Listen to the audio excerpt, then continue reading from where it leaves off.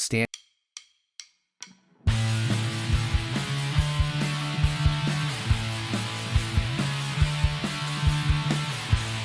Welcome back, Red Spotters. Another stream of the Red Spotlight Entertainment Podcast. I'm your host, Alexis Soto, joined by Mr. Peter Martinez, the podcast that brings you all of the stories coming out of the world of movies and more. And today, we've got another new movie. There seems to be plenty of them these days. Ain't that for some, fortune here in 2021? Unlike, what we had last year. And a reminder, of course, at some point, we are going to do Top 10 2020. I told Kyle, he is not getting away from it.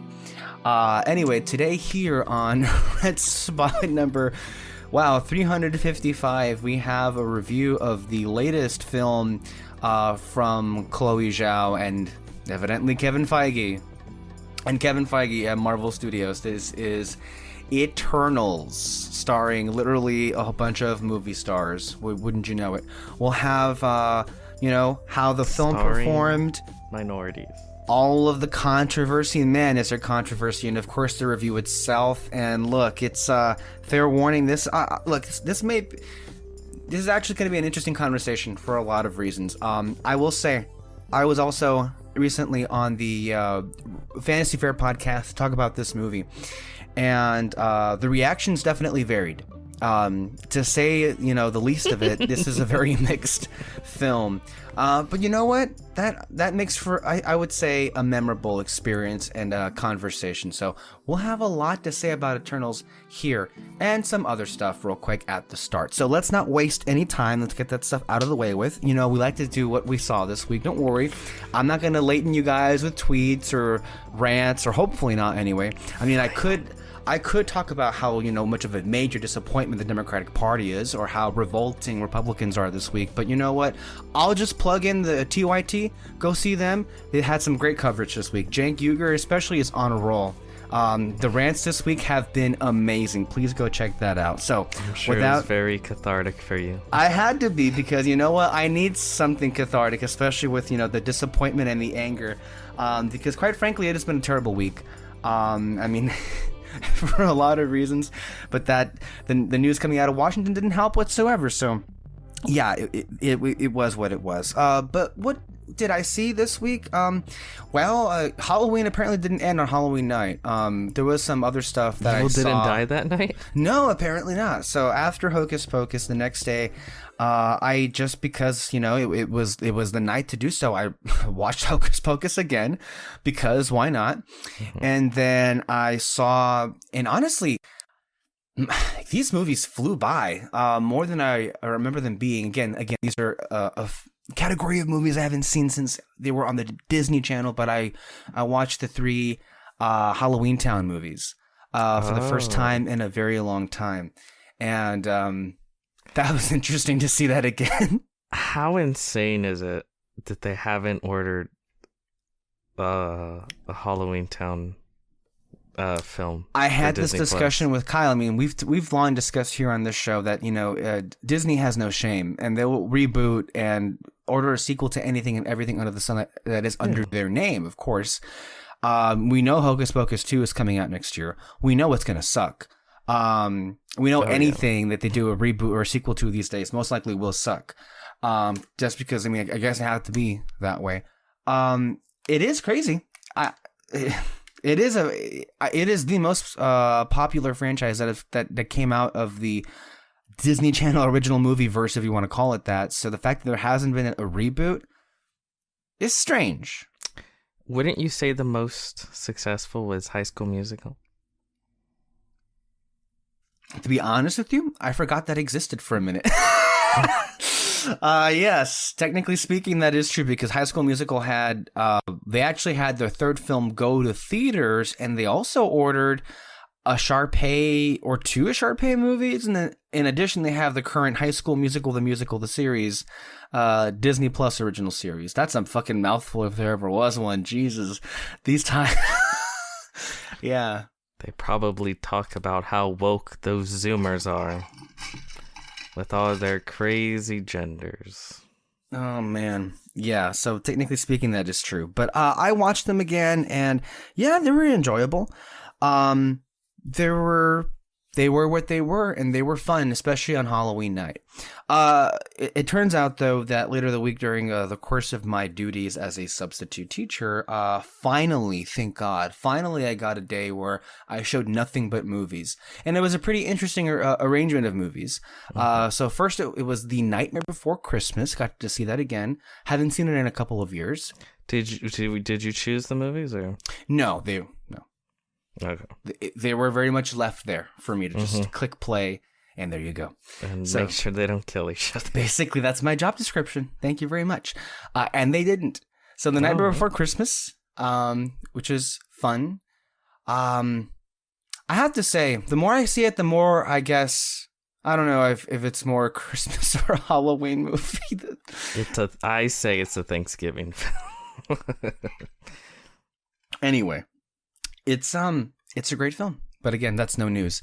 And then the second movie of the day was The Corpse Bride, also by Henry Selick and Tim Burton, and that's one I hadn't seen before.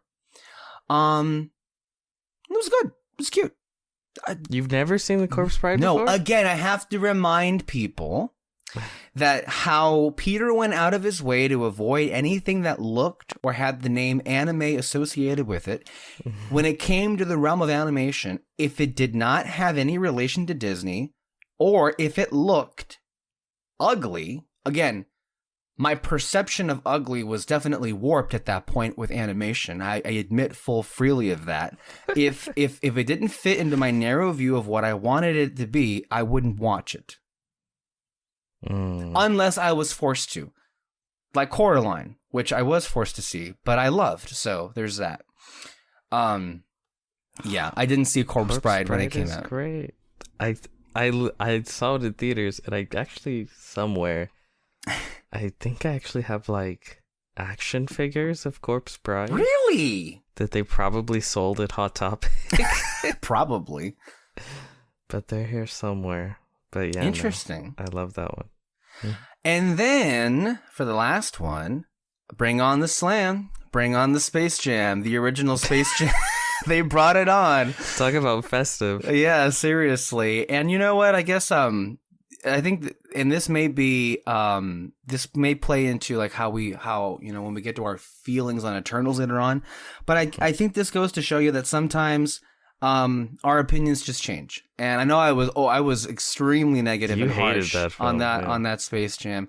And on second rewatch, I was like, okay, I accepted it for what it was. It's stupid, it's dumb, but you know what? It's actually kind of charming. So I guess I retract my negative takes on that movie from a few months back.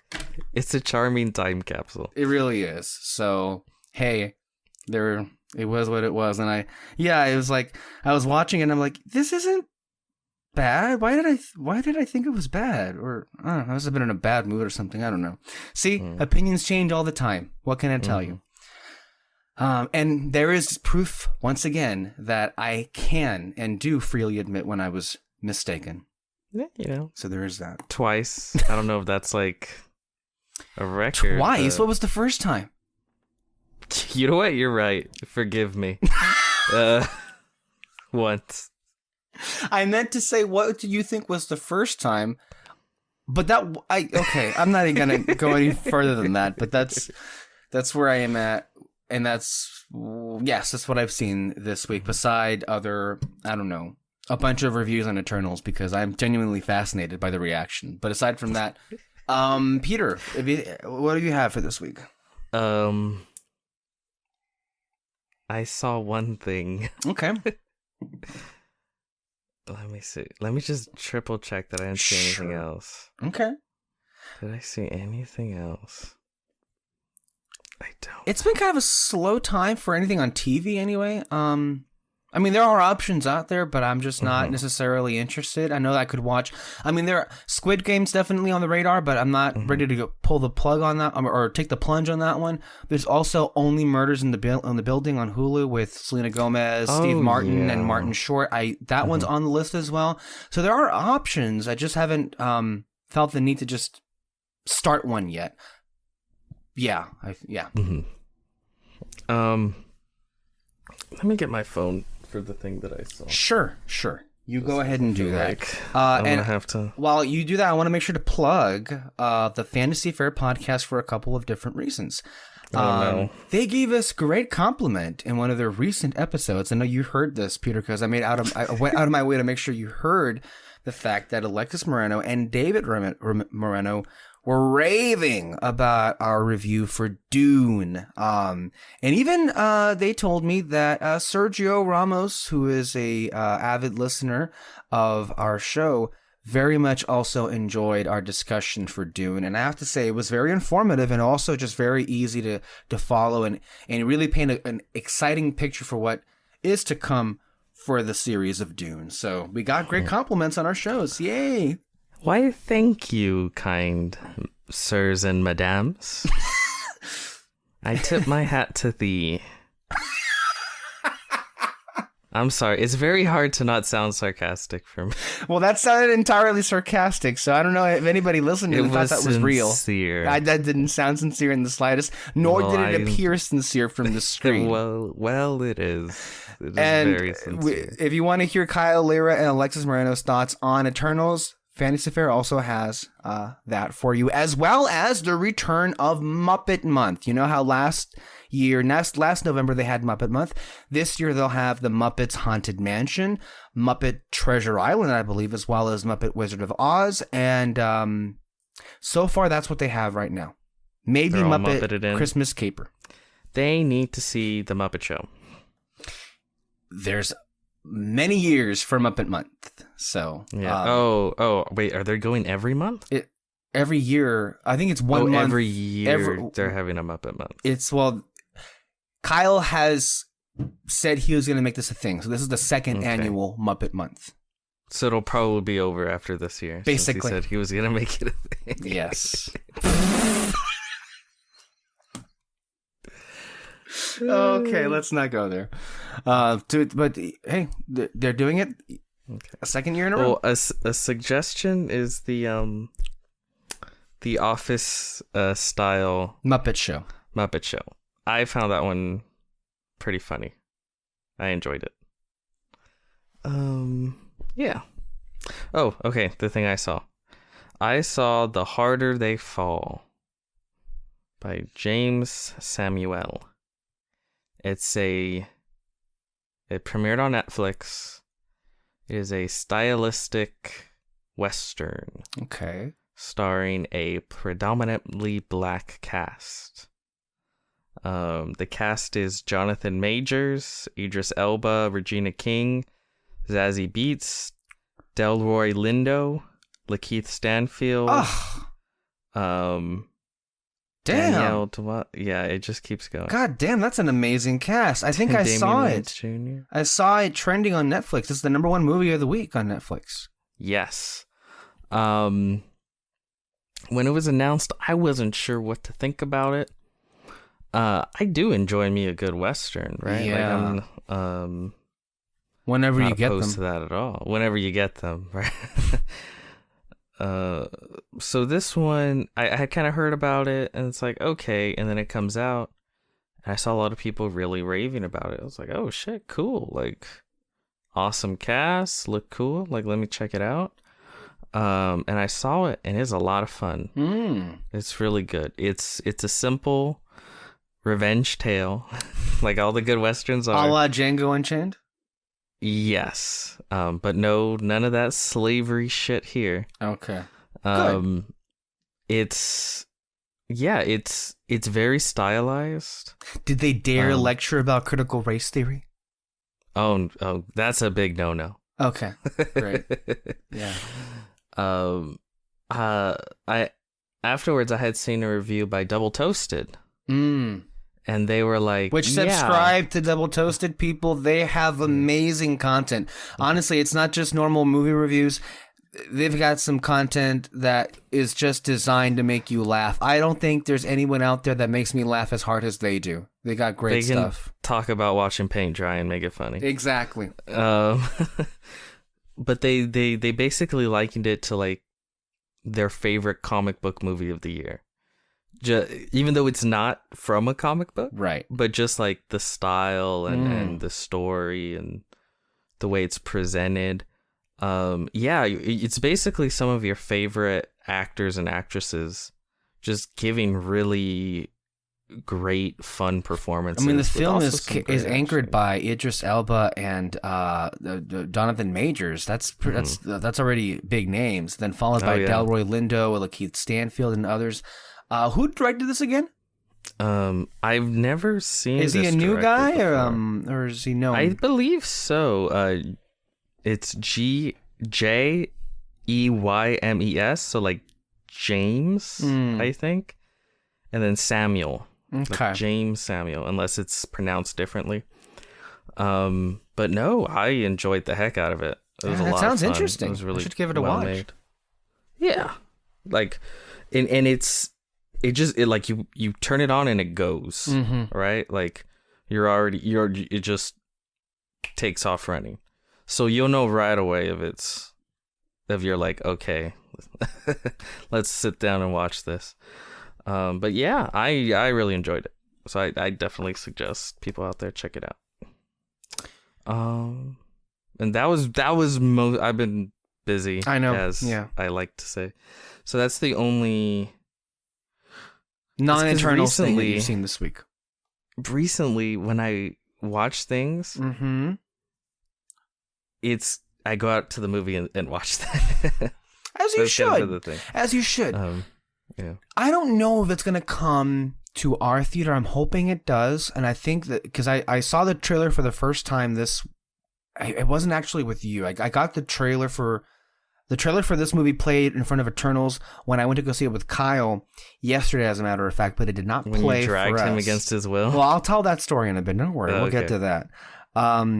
And I saw that it was opening. I think it's opening wide this week, and I'm hoping Cinemark gets it. If Cinemark got The Last Duel and The Green Knight, I'm guessing they're gonna get Belfast, which is the new film by Kenneth Branagh and has Jamie Dornan, Judi Dench, and Syrian Himes and a whole bunch of people. This movie in particular, that trailer looked amazing, but I recognize that title because that film is one of the hot tickets this year for the Academy Awards. If they play that this week, I might just go see it. That trailer looked beautiful. I have heard that the trailer's really good, though I have not watched it. And like you also said, that it's gunning for some awards. Can you just describe very quick what's it about? Because I don't even know. The thing is, it's... Or is it like Licorice Pizza where it's like, oh, no. It looks cool, it is but not I don't know. Licorice Pizza, by the way, we don't talk about that trailer. It looks real good. It looks good, yeah. But you know what's also thing is this November, this month is so jam-packed because in the same span that Thanksgiving happens, obviously the thing we're going to go see is Encanto, but I think around the same time there's House of Gucci and there's Licorice Pizza all at the same time, and it's like, okay. So Belfast... Encanto comes from Kenneth Branagh, and Kenneth Branagh is interesting because he has been making some not so great films lately. So for him to like make something that has been regarded like best picture contender, that's interesting. So it says here, let me just read you from Letterboxd because why not? Here it is.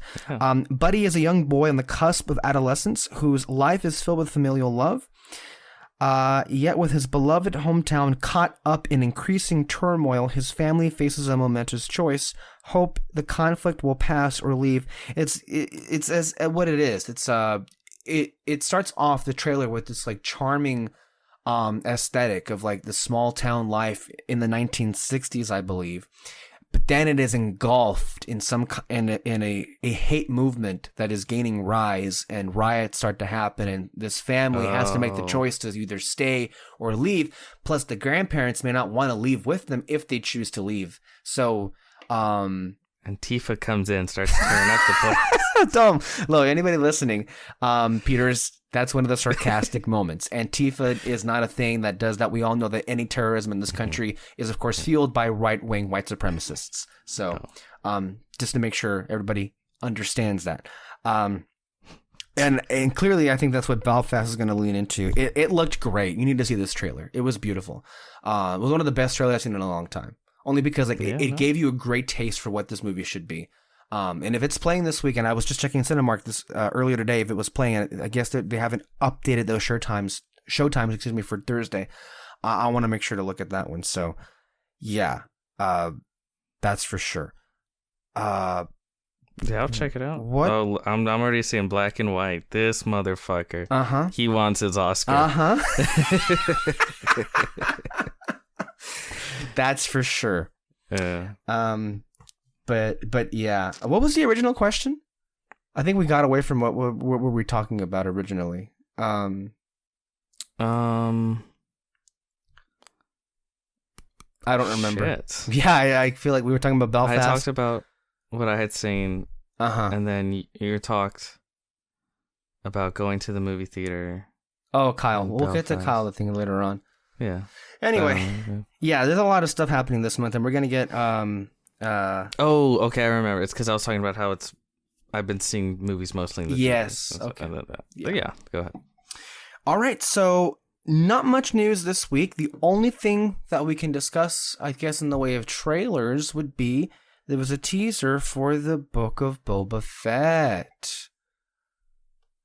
I hate the fact. Yeah, no, right? I did see it. Yeah, I hate the fact that it started out with an interesting, like, character creature design, and I was so convinced, like, hey, that's so neat, it's nice to see something new, only for like Star Wars Twitter to remind me, no, it's not new, it's literally the thing that they always do, and they take in a background thing from Return of the Jedi when C-3PO walks into Jabba's palace. It's that spider robot.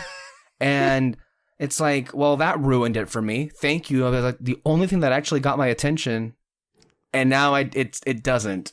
I had that exact same experience. Like, it started, and I was like, oh, like, that's a neat design, little creature design. And then the rest of the trailer, it's just like, yep. I was like, but I guess that creature design was cool. That's something.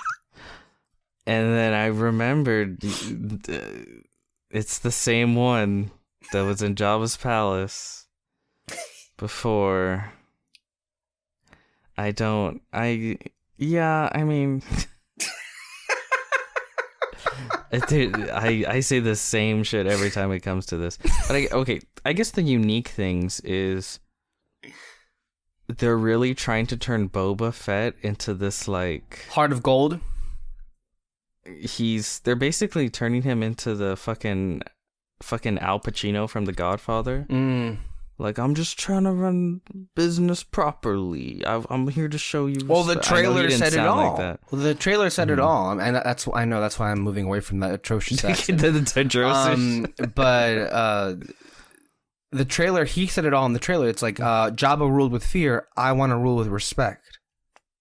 That says all what they want to take this direction. And look, here's the thing. I guess fine. If you want to take that direction, fine. If it leads someplace interesting, but here's where the animosity comes from.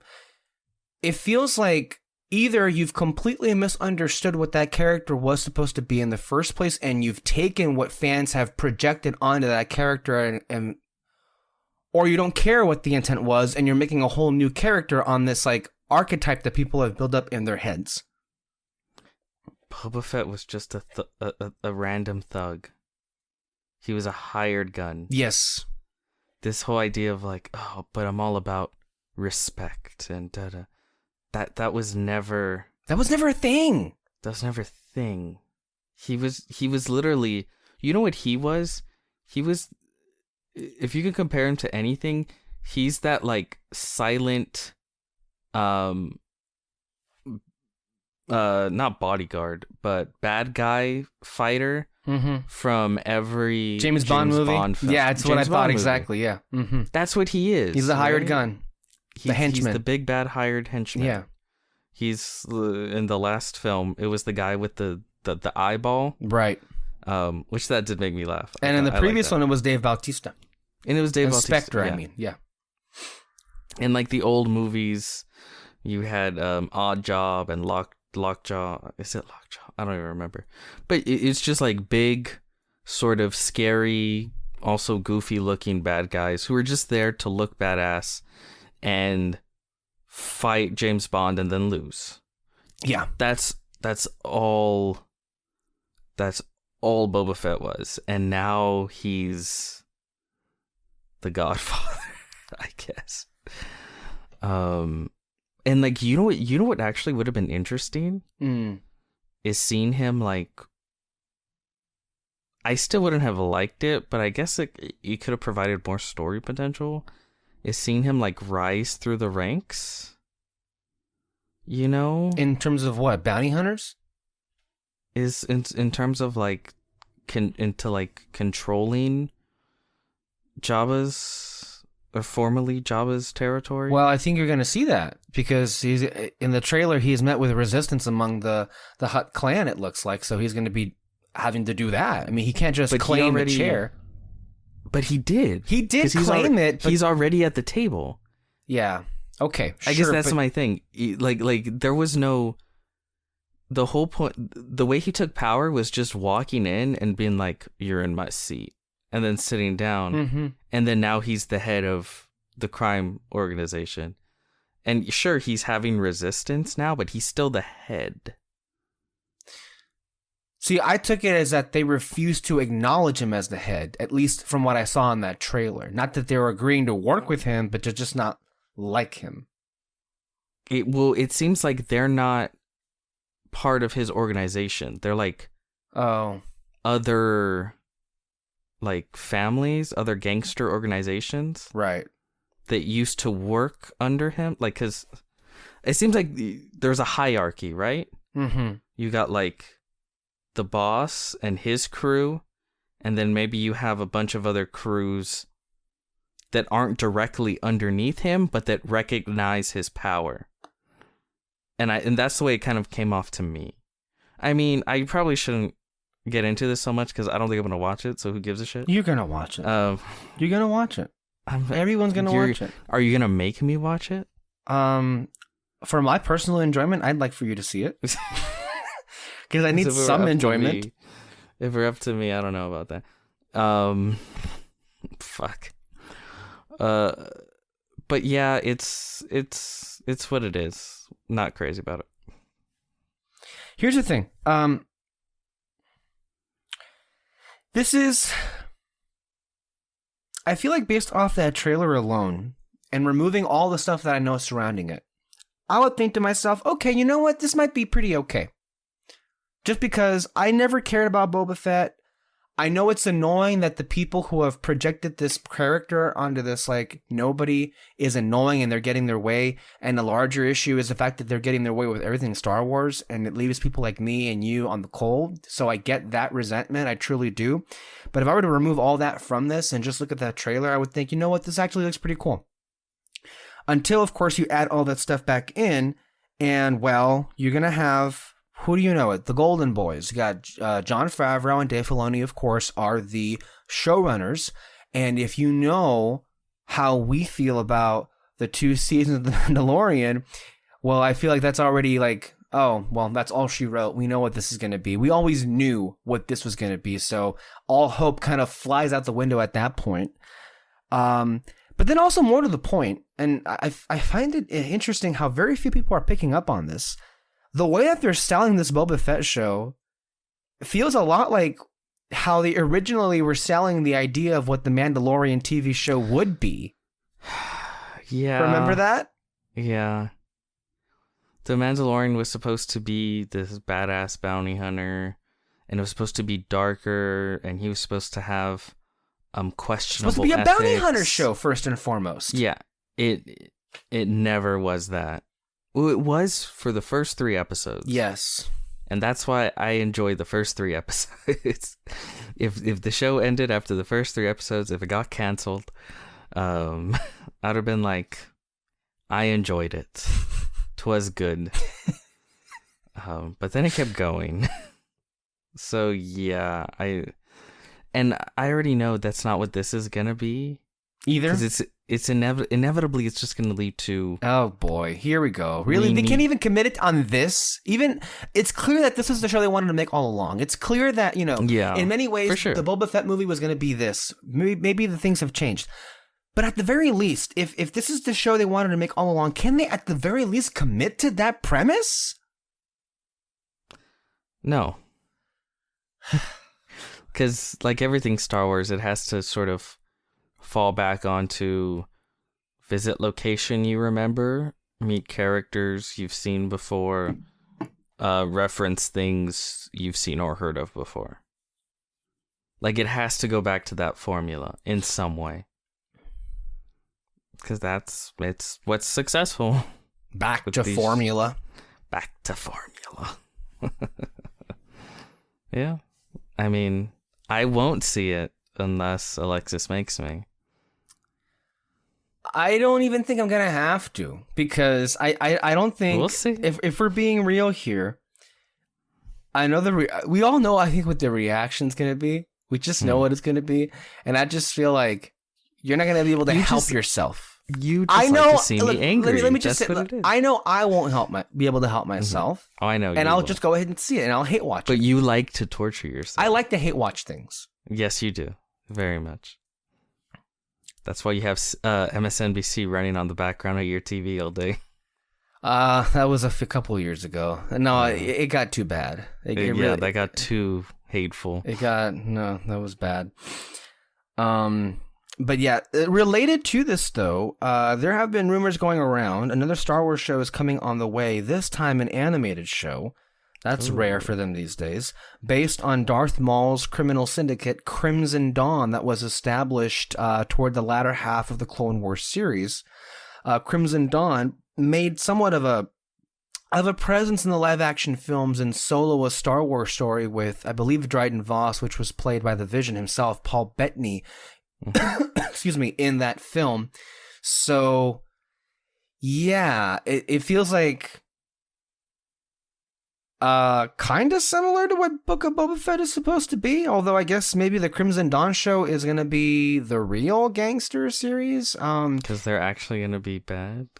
Because they are bad. It's fucking Darth Maul. I mean, that say what you will. I would have said the same about Boba Fett years ago, too. Well, say what you will. They haven't gone back on Maul, at least. Well, they can't now, because his story already has an endpoint. Sure. But that's not stopping them from giving us more Maul stories in this form anyway. What do you think about this? In a vacuum, would you be opposed to this show? If we're going to separate it from all of the overarching narrative that we feel about Star Wars TV these days. The idea of a Crimson Dawn show, I don't. Well, I'll put it this way: I have not read the new Star Wars comics. I haven't even realized that there were Crimson Dawn comic books at this point. It's not out yet. Oh, it's not? Oh, okay. They've just been announced. But they did have, and I don't know how, again, I haven't read it, I don't know how good it is, but I did read some of the story points that came out of it. They had a crossover special through all the Star Wars books recently called War of the Bounty Hunters, and it took place directly after episode 5, and it was basically about I guess after episode 5, somehow Boba lost Han. Either en route to Jabba, you mean? Yeah. Okay. Or maybe afterwards. I don't know. Han got away from him, and it was in the hands of Crimson Dawn, led by Kira herself.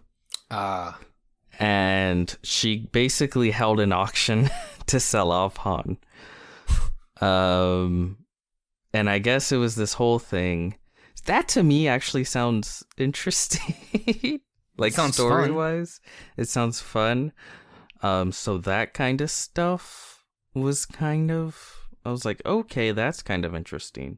And then the new Crimson Dawn comic that they're gonna come out with, from what I saw, it also has Ren. Do you know who the character Ren is? Remind me? Charles Soule. You know who Charles Soule is, right? Because he's written some Star Wars stuff. Okay, no, you don't. Never mind. There was a 4-part comic written after, or it was around the time the Rise of Skywalker came out, called The Rise of Kylo Ren. Okay. And it was basically a prequel telling about how Kylo became Kylo Ren. And they showed how he met the Knights of Ren. And the Knights of Ren was originally led by a guy named Ren. And he has this like mask. He's like shirtless with a cape and has this mask. And he had like a red lightsaber. And yeah, the guy's name was Ren. And it basically ends with Kylo one-on-oneing him, killing him, and then taking possession of the Knights of Ren. And in the previews... And they were never seen again. And they were never seen again. But in the previews, not the previews, the art that they've shown for the Crimson Dawn comic, they show Ren, that character, side by side with Kieran, or whatever her name is, as she's running Crimson Dawn. So, I'm not saying I love these ideas, but it does make me go like, that's interesting. Which is a lot more than everything else going on. Yeah, it's like this. I'm not saying I love it. Like, oh my god, yes. But at least it's not dead on arrival. Yeah, I'm like that's interesting. My interest is piqued. I can maybe see where you can do some fun stuff, the way you have these characters interact. So bringing it back to the show, I don't need any more Maul. Right. I really don't. But seeing Kira, sure, I would rather see a show with Kira, and maybe they throw in that other, what's his name, Ren, and her, and I would maybe pick up right after the Solo film, and how she just kind of takes charge, right, basically, and. It's basically fuck it. If we're stealing from The Godfather, I say steal from Breaking Bad, and show her just kind of like how she becomes the baddest bitch in the galaxy. Have you? I know we've discussed for a while now all the comics that you've read, whether it be the Marvel comics as well as Invincible or anything else. At some point, do you intend to read the new comic books from Star Wars? That from 2000, I believe, 13, 14, and when Disney acquired them and afterward? Have you read any of them? I know the Darth Vader one. Yes, that was the Darth Vader. Yeah. That's the one people love. Yeah. Yes. I 100% intend on diving into them and just seeing how I feel about them. Just... Because they've made so many. They made have. Like a little mini series of what's his name? Everybody. Not Han. Lando. His Lando. They made like a short Lando series. They've done a lot. There's been a lot of Vader and a lot of Star Wars, and eventually I will get into it. I'm just right now when I read comics, I'm kind of like, there's just so much shit out there. There's too many options. I'm hyper focusing on like a character. So like right. The reason I talked about Thor a lot is because I was like, okay, I'm just reading Thor, right? Right. and I'll look at through the entire history of Thor comic books, which ones stand out that I want to read, and then I'll try to read them in the order they're released. Not because you have to, but just because my brain is broken. And I have to. It doesn't really mean anything to the story because, like I said, it feels like every time there's a new writer, it's basically a whole new world, right? It's a new story. Anything new can happen, but I still just kind of feel the need to do that. But yeah, eventually I will get to Star Wars, and then you'll hear all my opinions. Okay. So that's it for news. Let's go ahead and get into this Eternals discussion. I'm sure you have a lot to set up before we even can talk about I know.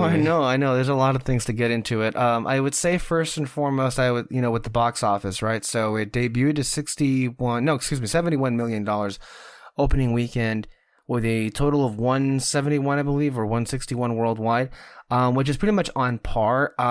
Here's the thing. I heard the lovely and talented and controversial Miss Randolph today describe, the numbers as a bit underwhelming. Yes, it came in lower than Black Widow and Shang-Chi, but I don't understand how much, $10 million of a difference really is. Black Widow opened at 80 million and Shang-Chi had like 74 or 75 or something like that.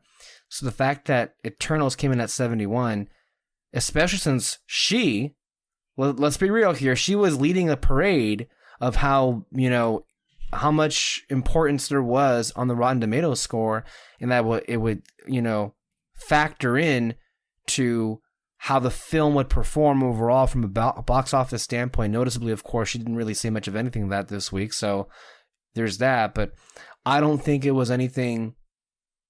I wouldn't even consider it a drop. It's just basically the same territory where they've all been opening these movies lately with Marvel. And it goes to show you again, like, people saying that this was like the fact that this is the lowest rated Marvel movie on Rotten Tomatoes, the fact that that even got the lowest rated cinema score, far for the course. Harsh for a Marvel film. Yes, it is. And the fact that it also is one of the lower openings for a Marvel movie, but guess what? So are Shang-Chi and so are Black Widow, for obvious reasons right now. Mm-hmm. So even with all of that, it opened exactly how a Marvel movie opens. So there's the proof in the pudding.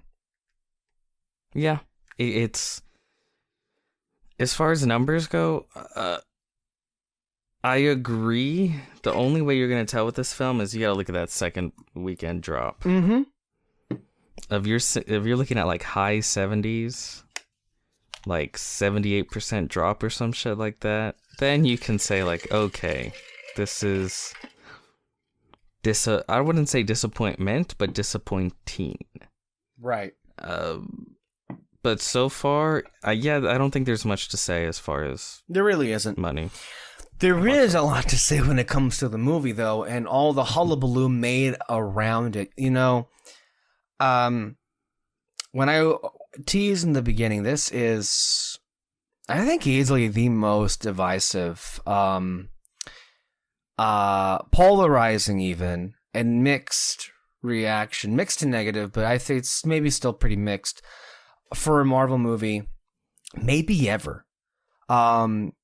The early reactions were somewhat indicative, but they were overwhelmingly negative. They were overwhelmingly negative to mixed. But then there was a second and third wave of reviews that came out, and they were seemingly more positive on the front of it. And so we come here, and it's evolved even further. There are people who hate this movie with a passion and viciously tear it apart. There are people who love the film immensely and defend it with every fiber of their being. And then there are people who fall into a category of it's uneven, it's very mixed down the line. Maybe they're not sure what to feel about it. Maybe they like it. Maybe they, barely dislike it. Or they just don't care at all. So I think, like, as far as reactions are concerned, this is a different story than how we usually come here with most Marvel movies. And I would say more than just a reaction, but also with the film itself. I will say, I think the true screenings I had were indicative of how mixed people are on it. Because the screening that I went with Peter, the audience there was very subdued. It was so funny at the end. I know, and we'll get to that. Okay, we'll you get want to say that? Okay. Well, we'll get to it. Don't worry. But I mean, I think everybody who's seen the movie knows what happens at the very end. I mean, the spoilers have been out there for weeks, but that was basically the only time the audience woke up, because that honestly was electric, which was absent throughout most of the film. But it was without question one of the most subdued audiences I've ever had been with a Marvel movie. It reminded me a lot of Ant-Man and the Wasp. And that audience, you were also there as well when we saw it, and it was very subdued. But then I saw it again with Kyle at a different screening, and this was during, I believe, the afternoon. And while I will say it wasn't like electric, they were much more alert, they were much more active, and they were much more engaged with the film, with how most Marvels perform. And a lot more people walked out of that theater excited and cheering, not just with what happened at the end, but also what happened during the movie. My impression was people genuinely liked the film. Yeah, I felt that way in that second screening, whereas in the first screening, it felt like a lot of people just didn't care, or at least were lulled to sleep. And I don't know if that's how you would describe the crowd that we saw it with, Peter. Yeah, they didn't seem that into it. They didn't. They didn't. They didn't at all. And so that's weird. For a lot of reasons, that's just weird. Like, I'll tell you, the second screening wasn't like that. It was almost kind of the opposite. Which is, you would expect it to go the other way. Yes, because we went opening night. Yeah. And you went matinee the next day on a Saturday. Matinee, yeah. Saturday. Like, it was weird. It was weird. A lot of things with this movie are pretty fucking weird. But yeah. Again, lowest rated cinema score rating for the film. The lowest rated Rotten Tomatoes for critics. With audience members, I think it's still in the 80s. And here we are, Peter. I guess since we do this with all the reviews, Peter and I are huge fans of the MCU. I want to make sure this point is made. Mm-hmm. We love the MCU. At the same time, we're very critical and very harsh, especially lately.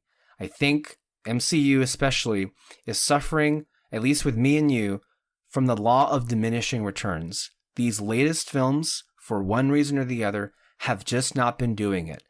Mm-hmm. Really at all for the most part. But Peter owns a lot of the Marvel films on physical media, which, if you know Peter, he loves and adores and, worships at the shrine of physical media. And he has one of these limited collections, and he likes a lot of the movies.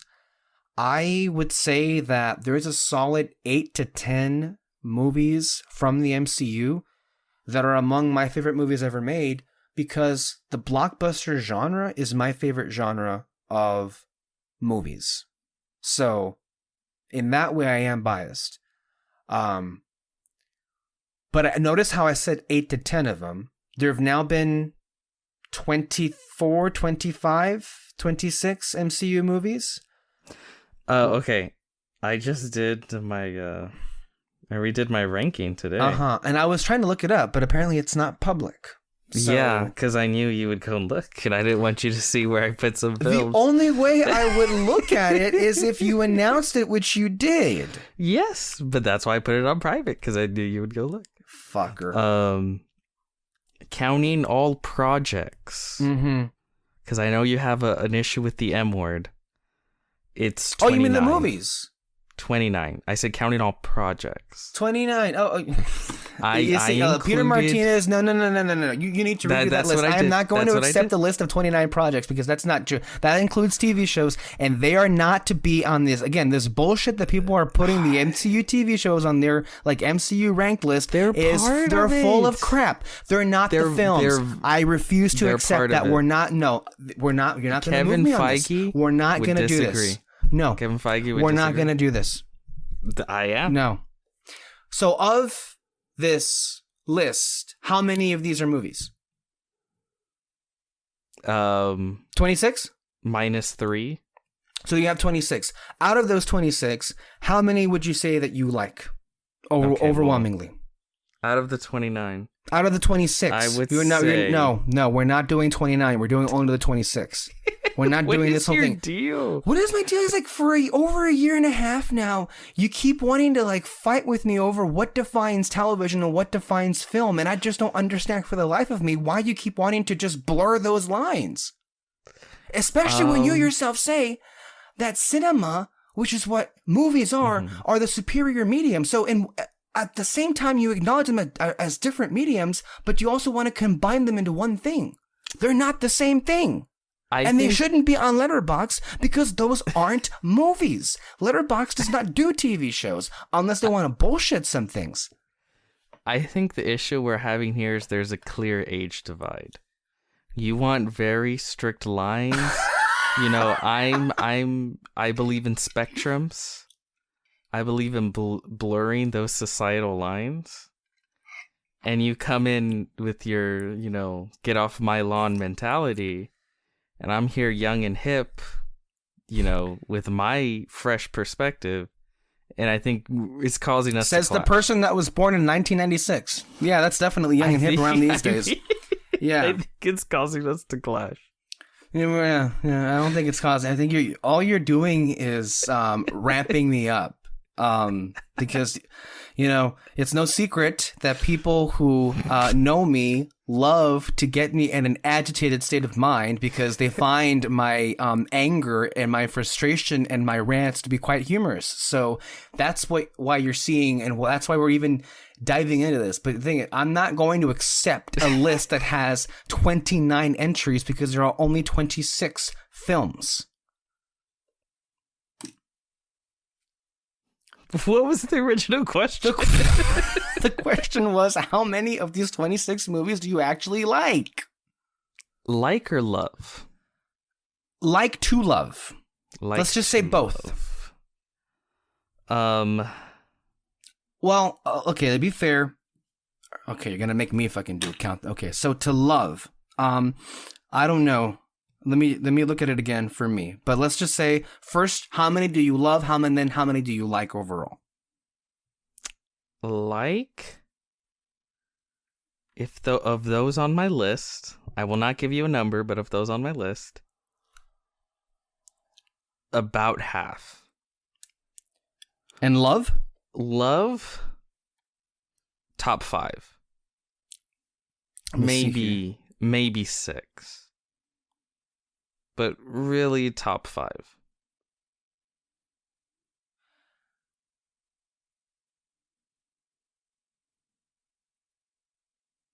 So for me, I'm sorry, I'm looking at my phone right now. I have the Letterboxd open. Again, because there are only 26 films and I only have 26 entries here. I don't know the other 3 ones that he talks about. But as far as movies that I like, I'm going to say, half. So I'm at 13. 13 or 14. Is that where you were at? I literally, yeah, about there. And then as far as love, top 7, 8, or 9. Okay. So I think we're pretty close in that. Mm-hmm. So I do want to speak to your, or unless you had a point, I do want to get to the diminishing returns. Okay. Go ahead. The last thing I was gonna finish off on this is that I just want to make sure we don't come across as people who hate Marvel just to hate Marvel. We have a long history of doing it, and to reiterate, I have like fucking 7 or 8 Marvel posters behind me.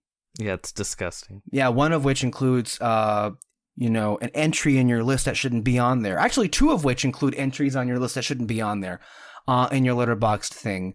I don't want to open up that wound again, but if you always seem to want to do that. But the point of it is, the MCU has meant a lot to me, in particular because of how great of a year they had in 2014, and how it really went hand in hand with, this era of like exciting movies left and right.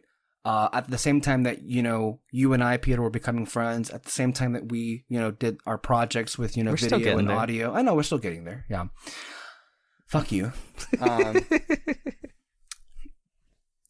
And yeah. And as far as the law of diminishing returns on my end, and now I'll get to you, I haven't loved a film from Marvel since Endgame. And I'll leave it to you to maybe explain why. Okay. I think the reason that the answer to the question of Marvel's diminishing returns lies in its success. Why has Marvel been so successful? Because you look at other film franchises, you have the first one that's usually a hit. Maybe about half of them or less have a really good sequel follow-up. And then pretty much a needle in a haystack, you find a really good third film that brings it together. And even if you have all three and you have a really good trilogy, once you get to the fourth, most people are like, I'm kind of done with this. Right? Once you get the most successful film franchises maybe get to like 8 films. Maybe. And this is film franchises that have been running for many years. The one with 8, I could see, I mean, most notably is Harry Potter. Yeah. But then again, they had source material to They had very borrow specific from. source material, yeah. Oh, and I guess Fast and Furious got there already, easily. Oh yeah. Yeah. Oh, they're a phenomenon. Mission Impossible will get there. Mm-hmm. So there are those out there that get at that point. Yes. You get to around 8. After that, like, oh boy. That's where we get into Halloween territory. Halloween and Leprechaun and Voorhees and Freddy Krueger and all those people. Before the MCU, the only long-running, I would say, franchise that could maybe compete in as far as the amount of films released is something like James Bond. 25 movies now. Yes, but that was accomplished over, 50 years? Yeah, since the 1960s, yeah. The MCU has blown all of them out of the water with 26 releases in theaters. Yes. Over, 15 years? So from 2008 to where we are right now in 2021. Is that 15? That's 13 years. 13 is less than 15 years. They've blown every other franchise out of the water. Long past the point where we get bored and tired of franchises. Yeah. Where by the fourth one, we're already feeling like, okay, like we're kind of done with this. We're at 26. We're at 26 in the shortest amount of time we've seen ever with these. They're in theaters. They've released 3 this year. They're going to. No, they already have, and there's a 4th one on the way. 4 this year. 4. Why was it successful? And I think the answer is obvious to anyone that's noticed.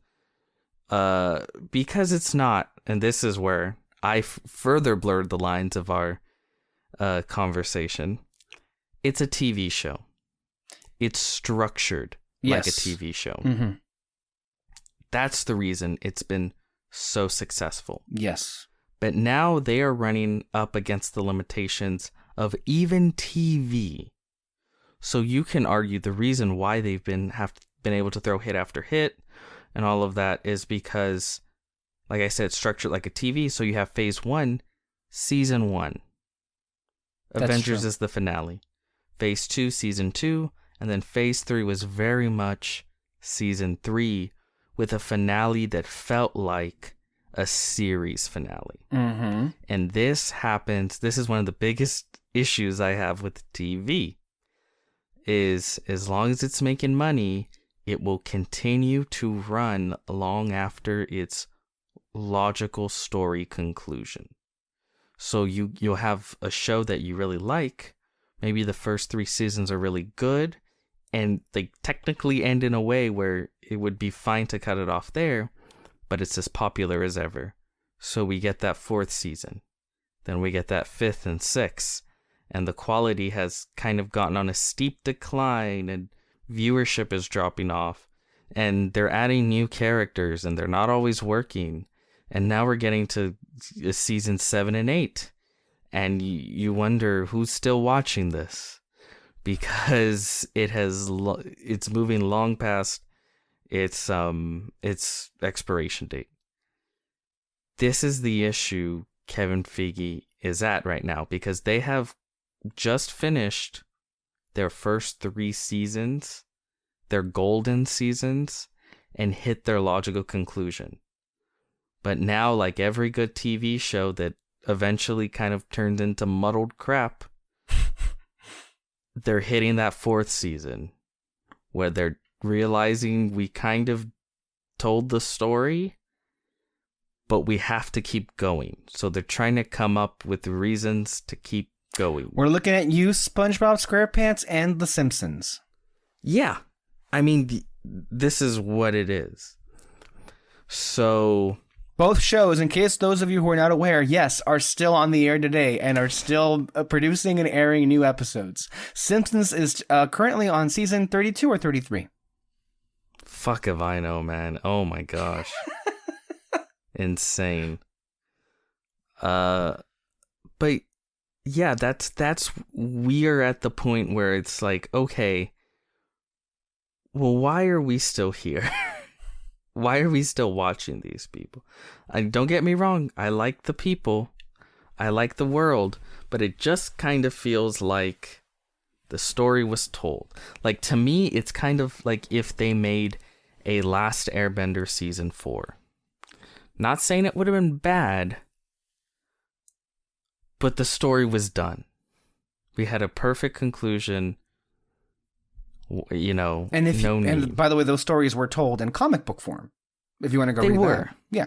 Which I think sometimes that's a better way to ingest. Right. So you still get those stories, but the thing is, they weren't told in the medium of the series, because the series was there to tell that one story, and that story was completed. Yes. And it wouldn't work. I feel like a TV series tells that one story, and if you try to combine those two, it feels off. So that's where we are right now with Phase 4. Because you get Black Widow, which, did it need to exist? It felt like it exists due to 1, obligation, and 2, introduce new Black Widow. Mm-hmm. Then you get Shang-Chi, which I think has been their most successful. That's not my feelings on the film, but their most successful overall film as far as audience reaction, fan engagement, reviews, and box office. And box office. But again, where is that going? Where are we going with that character and all of that? I don't know. Neither do I. And then, we can get into the Disney Plus stuff. Where the story never ends. Where the story never has to end. Where I guess is tying into the multiverse stuff. But well, again, at least one of the shows. Well, Wanda will be in Doctor Strange. Oh, that's, yeah. So technically both. And then you have Eternals, which ties into none of it. It just feels like... This is a random hodgepodge of different properties and stories that are not interlinked with each other. And you know what? I don't necessarily, I guess, I don't need that. All I need is great standalone movies. That's what we've been asking for. But the problem is, they're not attempting, with Eternals notwithstanding, for the most part, they're not attempting to make standalone stories. They're still trying to do an interconnected storyline, but it's not really working. It's so muddled and so all over the place as far as what the main narrative is supposed to be. Which is why we were championing, after Endgame, we thought okay, right now is the best time to just do standalone stories. don't try and do an overarching thing, because where do you go after what happened with Endgame? Yeah, but they're still trying to go somewhere. That's the biggest issue. If they had just said like, hey, if they had not tried to tie in any kind of shit with Loki and Wanda and Shang-Chi and Black Widow was just fucking boring. But if they just said, let's just try to make as awesome as standalone pieces of film, not part of a larger universe, just films, I'd be like, awesome, cool. I like this bold new direction. We're not worrying about an overall story, but they're still worrying about an overall story. They're still trying to keep it tight as far as this is a Marvel property that you are watching, but you don't get that same kind of build up. Yeah, well, you know how you could have done that? You could have thought it out better. If you wanted to make your Black Widow movie have an impact in this phase, why didn't you just order, I don't know, a collection of one-shots, call it a season of Black Widow, and just actually do some standalone stories, like a anthology of sorts with her, throughout different points of the MCU, where you actually would have gotten to see more of her that you didn't actually see before. Or maybe with this movie Eternals, maybe do some kind of like side-by-side thing on Disney Plus where you take what the movie did, but maybe offer people more of those characters in the immediate aftermath of having left the cinema, and they go on Disney Plus and do it. It works from a marketing standpoint. It works from a business standpoint. Maybe also from a story standpoint, it would help to work to interlink those things better than they currently are right now. But the thing is, like, most of this is the multiverse stuff, but then there are others that don't play into it. Like, I don't know how Shang-Chi plays into multiverse. Black Widow doesn't. Eternals very much does not. Neither does Falcon and Winter Soldier, again, if you want to count the shows, which at this moment we are. Or Hawkeye, or Miss Marvel, or Secret Invasion. They're all still trying to be like, oh, you see how this connects to this? Because next time, and it's like, yeah, I guess it connects. But what are you getting at? Like, what are you building with the first quote unquote 3 seasons of the MCU? Mm-hmm. The first season, very clear build up to the Avengers. And then from there, it was a build up to Thanos and everything that culminated in Infinity War and Endgame. Like I said, this very much feels like that one season to after the show should have logically concluded. Mm-hmm. And now the writers are just reaching for something to do with these characters. Somewhere the story can go. And right now,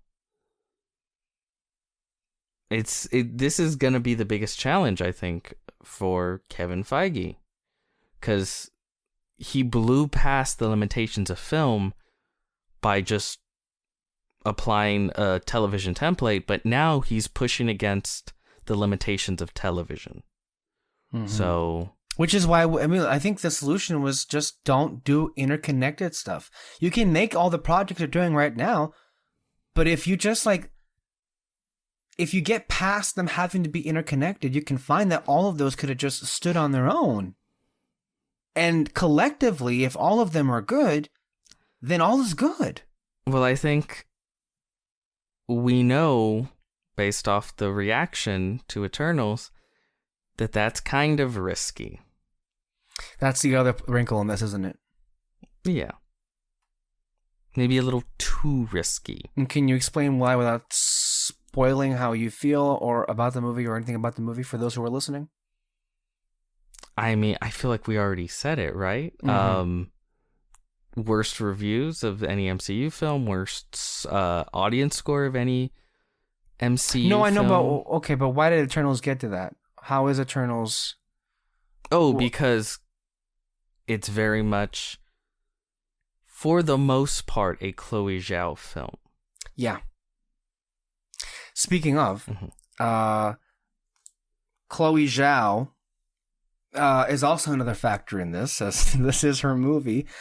I haven't seen The Rider. Did you see The Rider? No, I've only seen Nomadland, but we both love Nomadland. Oh, no, wait, no, I did see The Rider. Yes. Fantastic film. And then, of course, there was Nomadland, which won Best Picture. and Best Director, and it was, I would say, deserved. So, yeah, you have a combination of an individual who is rising, who is making great work, and who we're very positive on.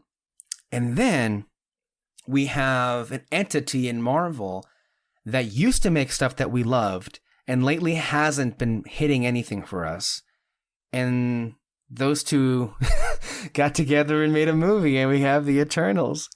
Before we get to that, I do want to play a little bit here.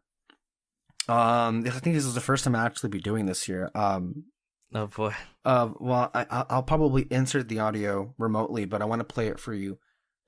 Mark Kermode, from, I believe, BBC News. He's a critic there, and I shared this clip with you earlier today about how one of his takeaways after walking out of Eternals about the MCU, and I think it pretty much speaks to like where you and I are feeling right now. Are we not all tired of this universe now? Have we? I mean, I know that it's a really old man thing to say. Enough. You wiped out half the world or half the universe, however many. Do it again. Get emotionally invested when there are we not all tired of this universe now? Have we? I mean, I know that it's a really old man thing to say. Enough. You wiped out half the world or half the universe, however many movies ago it is. I just don't know that. I don't know that I can get emotionally invested anymore, and I certainly can't get emotionally invested. That's it. That's where I'm at right there. It's like, at some point, something's got to give. At some point, when is enough enough? And when you've reached a point where it's over and done with, can you get emotionally invested in, I guess if you want to call this a storyline? It's like, I go back to that interaction I had with a Marvel fan, a complete stranger to me. And this happened the last time of 6 times I saw Endgame in theaters. The very last time. We were the last 2 people to walk out of the theater. And I guess like he mentioned something to me about the fact that there was like no post-credit scene there. And he was like, before I even said anything, he kind of answered his own question by saying, well, yeah, that's the end of the story. There it is. Yeah. Yeah, that's kind of where it is. And the frustration that Mr. Kermode had in this review is like, yeah, I feel it. So that brings us to this movie. Oh man.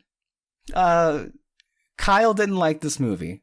Yesterday I was with him. We have a local festival that we have in our community called Cattle Call, and the kickoff event was called the Chili Cook-Off, and he was with me to enjoy some chili. And this then 10-gallon hat. Yeah, you saw that, didn't you? Yes, I did. I just can't believe, like, he always has to be such a fucking cliche. Like, okay, we get it, it's Cattle Call. It didn't literally call for you to come out in boots and plaid and cowboy hat. Okay. Oh. But anyway, you know what you signed up for. Yeah. I mean, well, you should have known what you signed up for. I should have. When James Bond happened. Mm-hmm. When he walked in a full piece suit to see the movie. I mean, that's Kyle for you. But anyway, we were there, and Alexis had demanded Kyle go see Eternals because Kyle, for whatever reason, well, there were reasons. I don't want to get into that bullshit, but the reasons were that he didn't want to go see this movie. But then Alexis was like, no, I'm not reviewing this with you until you go see the movie. She pretty much gave an ultimatum. And since he was with me yesterday, okay, well, you know what? Now there's no time like the present, like they say. And we went to go catch a matinee of Eternals. And even took video of him walking in, very much against his will. And that was fun. Pressure works, people. Yeah. Pressure works. Force people to do things they don't want to. Yeah. That's the lesson of today. Yeah. The progressives should have learned that. Anyway, Kyle's feelings were very much, there were some things he enjoyed, but for the most part, it was too much. It didn't work with him. It didn't resonate, and he didn't like it.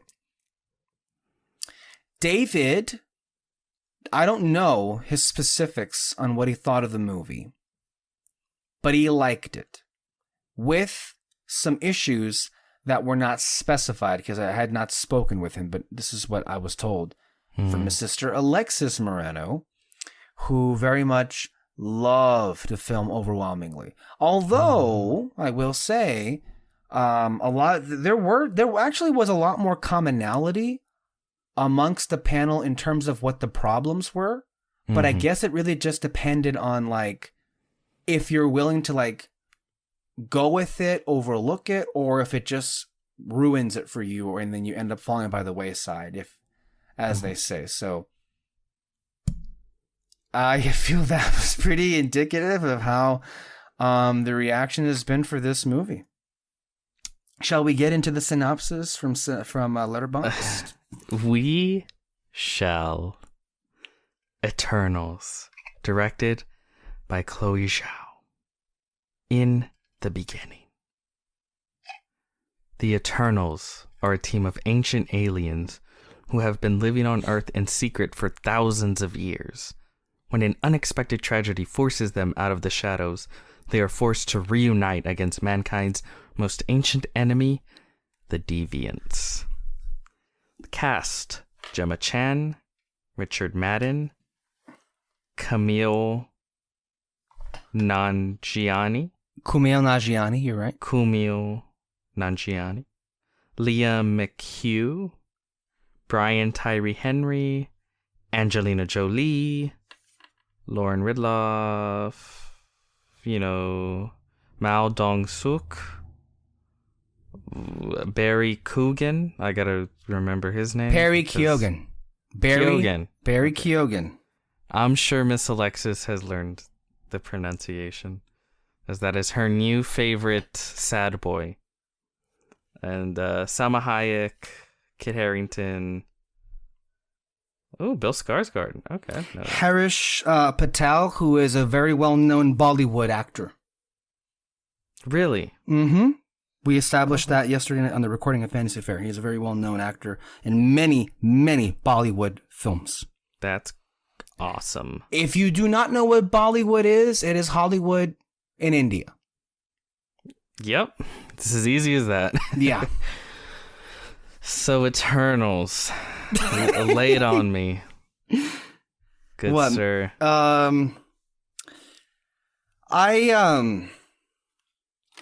I walked out of this movie on Thursday night very depressed.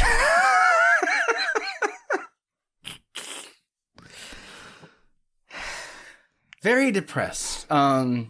Because I wanted to love it, and I overwhelmingly didn't love it.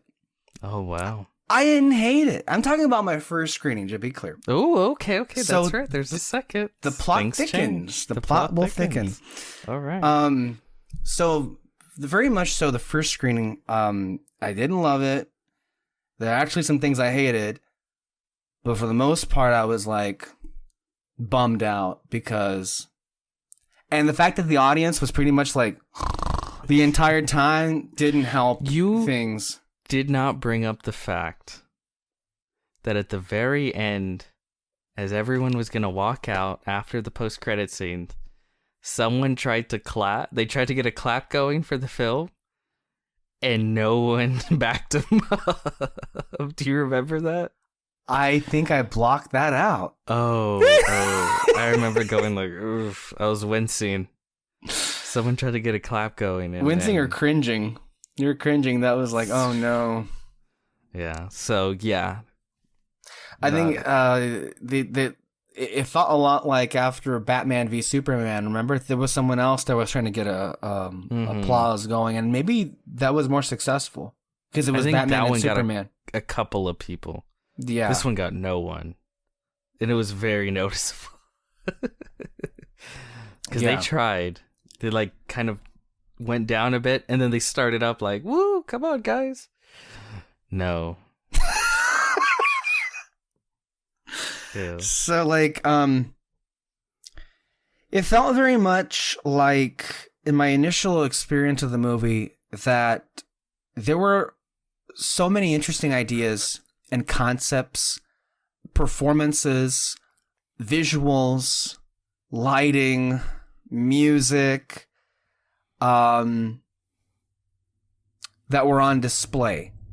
Mm-hmm. But and ambition. That definitely was that, which you don't necessarily see in a whole bunch of these movies. So that was definitely new. And for the first hour of the movie, I was like, this isn't terrible. And then when I got to the end, I was like, this really felt like a Frankenstein's monster of a mess from an editing standpoint. I think to me, and I would say I would still feel this way, although some things have changed for the most part, is this definitely feels like a Chloe Zhao film and a Kevin Feige film were crashing into each other.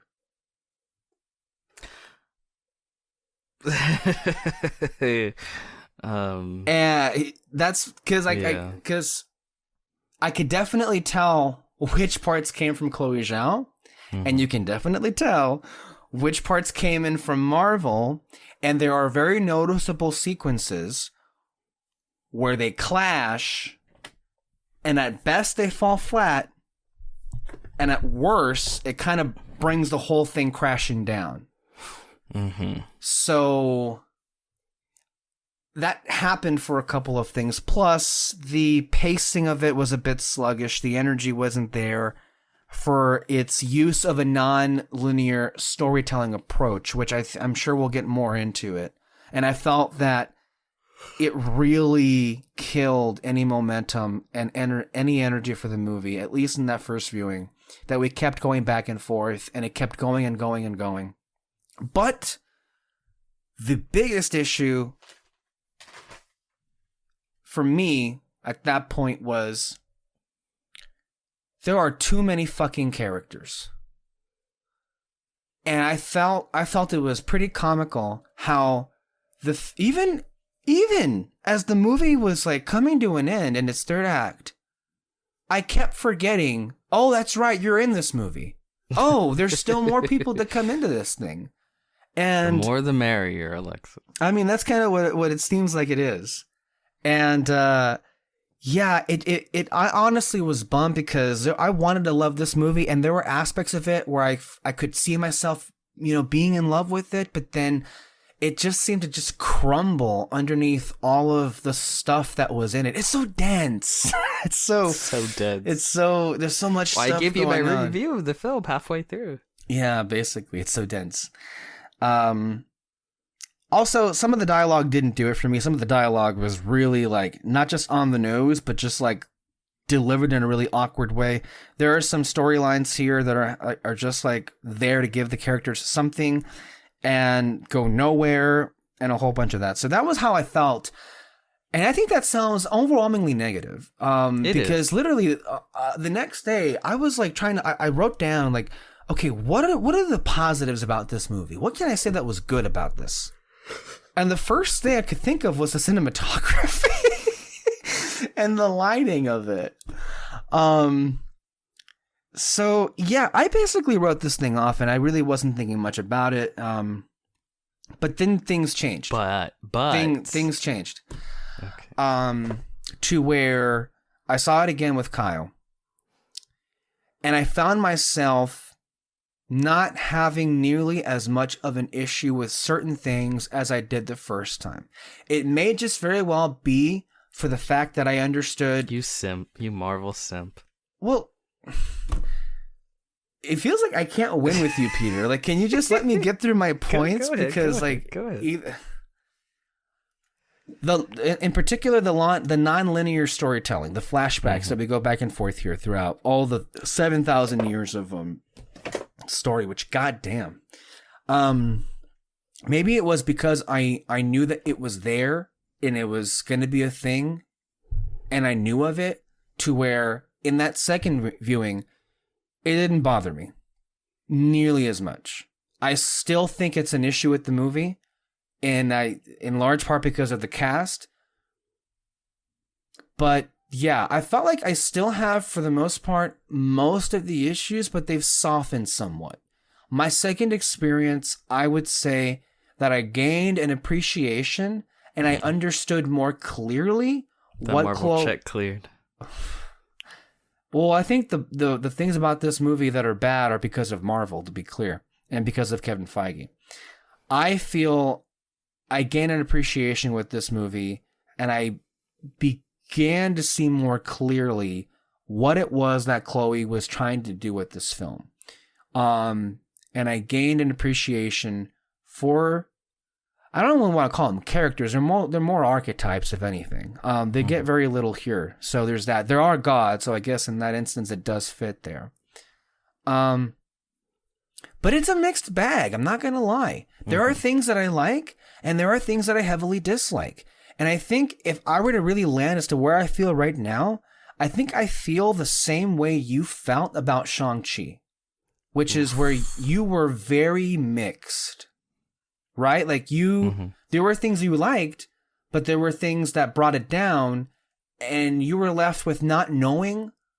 I mean, you couldn't really say like, oh, I like it, because of the things that were holding you back. And I think that's where I'm at right now. There are things I'm warming up to, but then there are also things that have really aged terribly and poorly. So that's kind of where I'm at.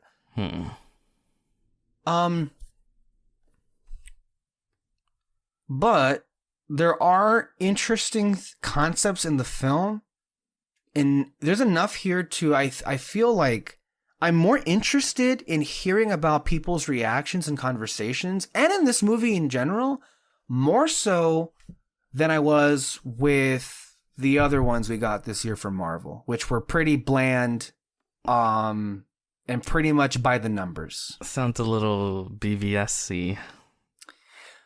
Oh, that's another thing about the BVS comparisons. Like, we didn't mention this at the top, but there are like people who passionately defend this movie. I'm not one of those. Like, here's where I'm at. I'm in the unique circumstance where, like, I can understand why people love this movie, but I can also understand and agree with why people hate this movie.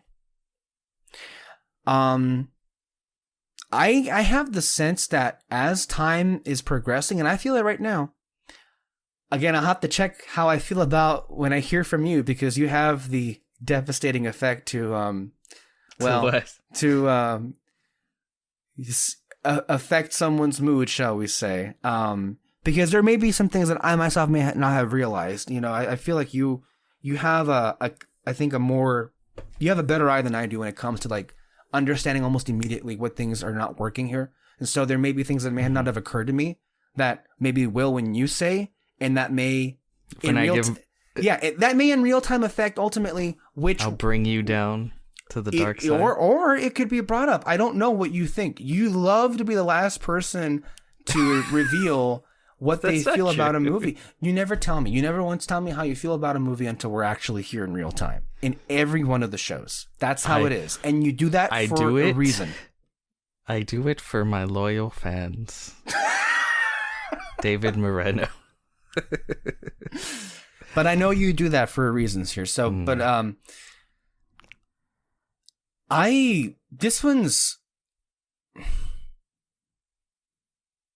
this is a weird one, man. I'm telling you, this is a weird one. And I guess I will say, I think I prefer this conversation over the more boring ones. Okay. So let the Marvel simp do his job. Okay. Is it my turn? Go ahead. He's ushering me on. I mean, I don't appreciate the comments about being called the Marvel simp, although as I established earlier, I'm sure you're only doing it because, again, people like to get a rise out of me. I don't know to what end at this particular point, but I just told you there were a lot of things I hated about the movie and a lot of things that don't work.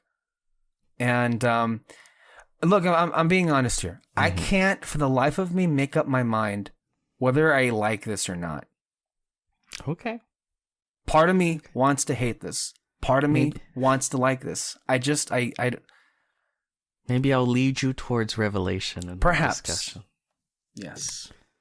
So far, though, the first question I want to get from you, though, before you say how you feel about it is, are you fascinated by the mix of reactions that have come in with this movie? Of course. Okay. It's very interesting to me. I like when people have. I don't know if I like it. It's fun. Yes. It's very fun when people have a lot of varied reactions, because that leads to, I think, interesting discussions. All right. Alexis. Non-spoiler right now, just to be clear. Non-spoiler. Okay. Alexis Moreno, eat your heart out. I liked the film.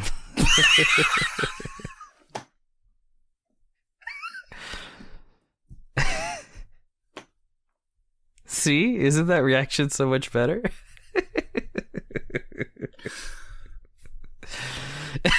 His face, people. I was it's so great. Ready for you to like tear this apart. I mean, maybe you will. Maybe you will. Mm-hmm. But I guess like I was so ready for you to say you hated this. But now you're not tiptoeing it around like I am. You're definitively saying I ate Peter Martinez and I liked it. That is not the same as saying it's a good film. No. I know. But I would say I would prefer to like something to call something good. That is true. That is 100% true. Because I think there are a lot of blockbusters that I don't think are good movies, but I like a lot. I mean, I'll say At Worldland's a great movie. It's not, but in my eyes, it's a masterpiece. But right. No, I get that.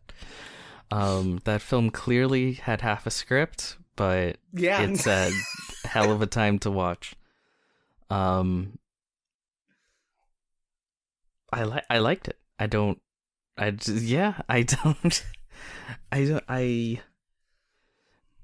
go in with much hope. I wouldn't. Hope's not the word. I wasn't leaning any which way. So you had like baseline expectations. You had no expectations. Let's see a movie, right? Okay. That's where I was, because that's where the discussion was. It was being pulled right in every which way. And I was like, okay, fine.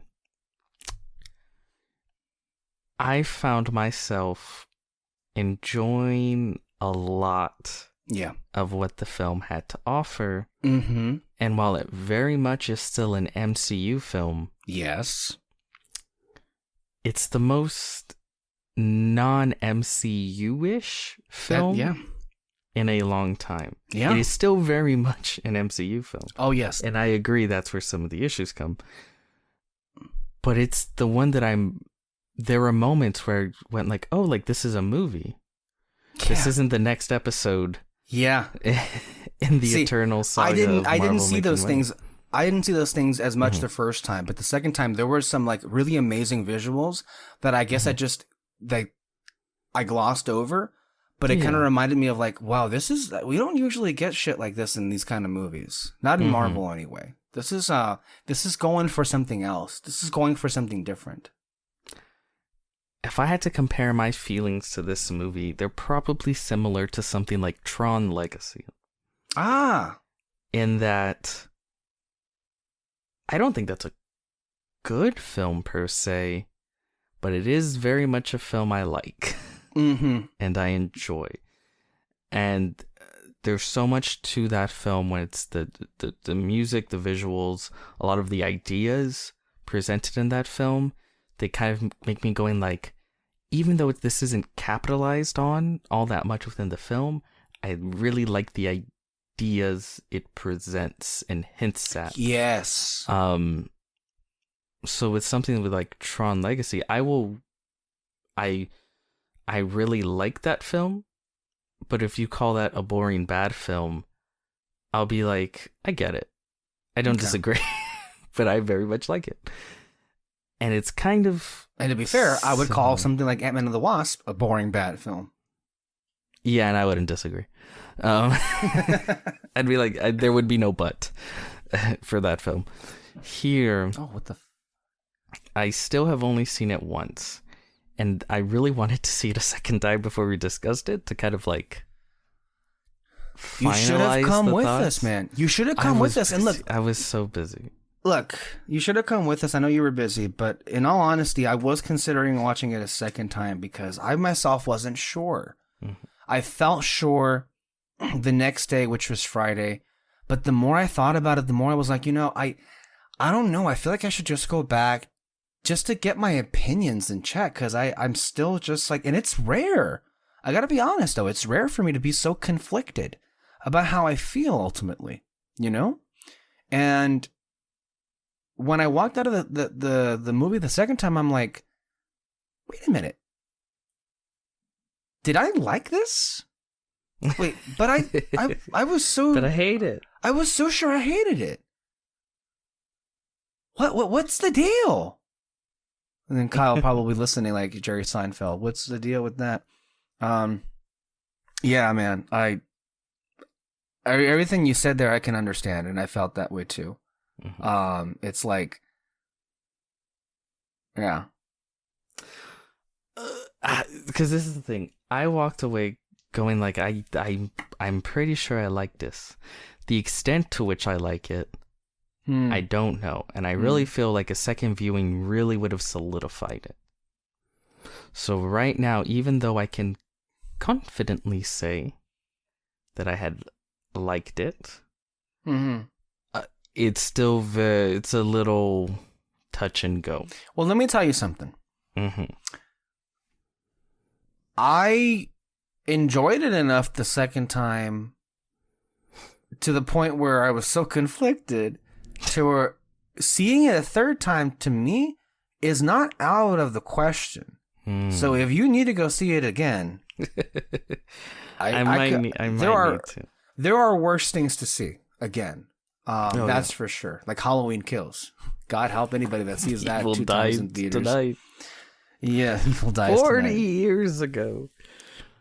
So if you're gonna go see it again, give me a call. I'll come see it with you. All right. I saw it with Kyle anyway, so. Yeah, can't get worse than that. He said he cried in a moment. I'm sure you'll know which one. We'll get to it. Really? Yeah. Okay, that's neat. So yes, specifically, I think I knew I liked it because I saw a lot of reviews of people shitting on it and saying why they're shitting on it. And my thoughts were, I don't disagree, but I still like it. So it's like, they'll talk about it's too long or kind of long. 2 hours and 37 minutes, baby. Yeah. Kind of boring. Mm-hmm. Dull. A lot of people use dull. Kind of dull. Mechanical, lifeless. Yes. Those words are thrown out. And I don't disagree necessarily, but I still end up liking it. Yeah. And maybe some of it may lead to the reason for my enjoyment. So yeah, those are like the biggest I've seen negativity thrown at the film.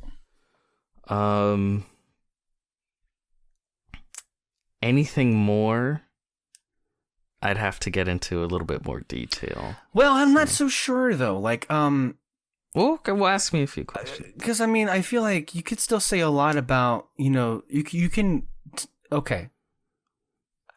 You can talk about the movie without getting into the plot, like how the other, like, the craft was. So we can go, did you get into your specific issues? I think you're just saying, well, you saw people who had issues with it, but you didn't get into your issues. Like my specific issues with the film. Mm-hmm. And you feel you need the spoilers to delve into that? A little bit. Okay, well, let me ask you, how you felt. I feel like we can talk about this, at least in an esoteric way where we can't divulge too much just yet, in terms of like, at least my particular question about how much of this is a Chloe Zhao film and how much of this is a Marvel movie, and to what extent you really need the spoilers for this too. I can speak a little bit to this. Before the film even came out, I said to you, I kind of wish Chloe Zhao would have just took her idea for an Eternals film and made her own movie separate from any kind of MCU universe.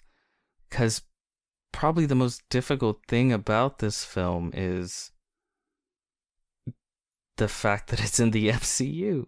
Yeah. And the way that it connects and really all of that. Because there are moments where it's like, while I like the film, the most disappointing thing about this film is I can see a version of this film that I just consider to be a masterpiece, that I love. I agree with you, yeah. I within the weeds of this film, I see that version in there somewhere. Yeah.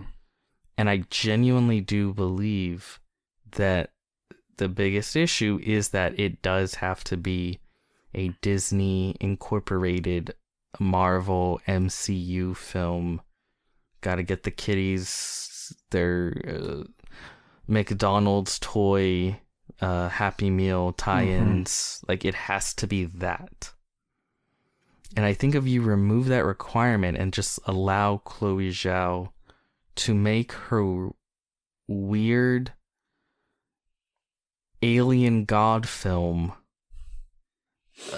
about ideas of identity and humanity and all of that, that could have been a masterpiece.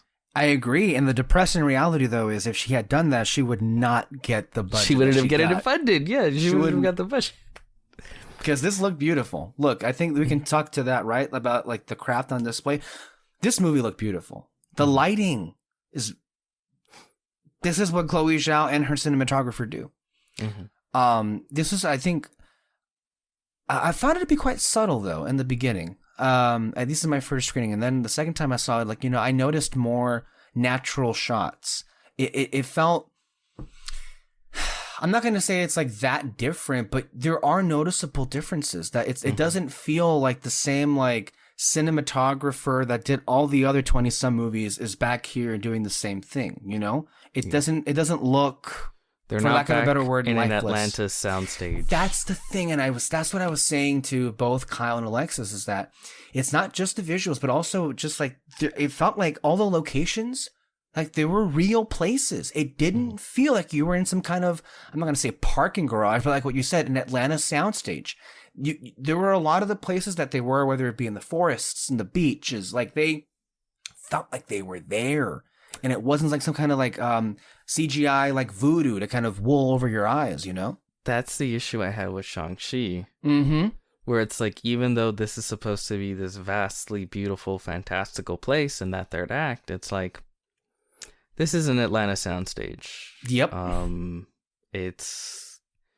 can see exactly the edges of where this village was built, the set. There's a reason there's only like 20 villagers and 20 bad guys fighting each other, because that's as many as you can fit in this soundstage. And, you know, it is what it is. And you could have found an on-set, beautiful location to fit. Go to fucking China, you know? Go to Hawaii. Go just find somewhere green and beautiful. But, you know, we gotta make 20 other MCU films. Go. Here, yeah, that is one of the good things. There is a visual touch to it. It's sometimes it's a heavy touch, sometimes it's a very light touch. Yes. But there's a visual touch to it, not just in the cinematography, but in the visuals, the CGI, the visuals themselves, and the way that they portray the more alien aspects. Yeah. Right. So. And they looked good here. One of the biggest, and again, this is how I think it resonates with me, is I like superpowers. Mm-hmm. Superpowers are so much fun. Right. And the MCU does not have many superpowers. Yeah. They have a lot of strong, punchy people, but they don't have a lot of like unique superpowers. And with the Eternals, they had a lot of really unique superpowers on display.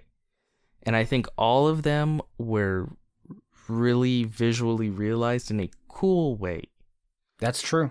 The Flash, I'll just say, call her the Flash.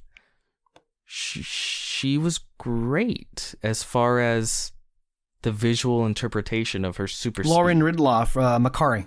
Yes, Makari's visual speed, really fucking cool. Oh yeah, there was a moment where I was like, "You girl, man, she's kicking ass." In the third act, yeah. Brian Tyree is it Henry? Yeah, Brian Tyree Henry. His Fastos character. In the end, when he's this is why I feel like I'm getting into spoilers. At some point when he uses his abilities, which is he's a basically super intelligent, can invent and build anything. Mm-hmm. He starts pulling out his unique inventions in a battle, and it's really cool, and it's really well realized. The visuals of sort of this like golden line aesthetic that sort of connects all of the Eternals, and then also extends to the Celestials. Mm-hmm. All of that kind of stuff to me was like, oh, this is a unique visual touch that I am not used to in MCU films.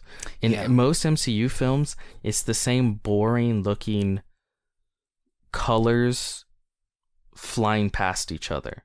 Mm-hmm. This one's throwing a blue light at this guy, and this one's throwing like an orange light back. And you can tell it's you can tell that the director had no say in this. What happened was they almost had the immediately visual in my mind I'm thinking of the last episode of WandaVision, and like both the fights between Agatha and Wanda or the two visions are interchangeable, because that's basically what happens. Yeah. And they're doing it in the sky.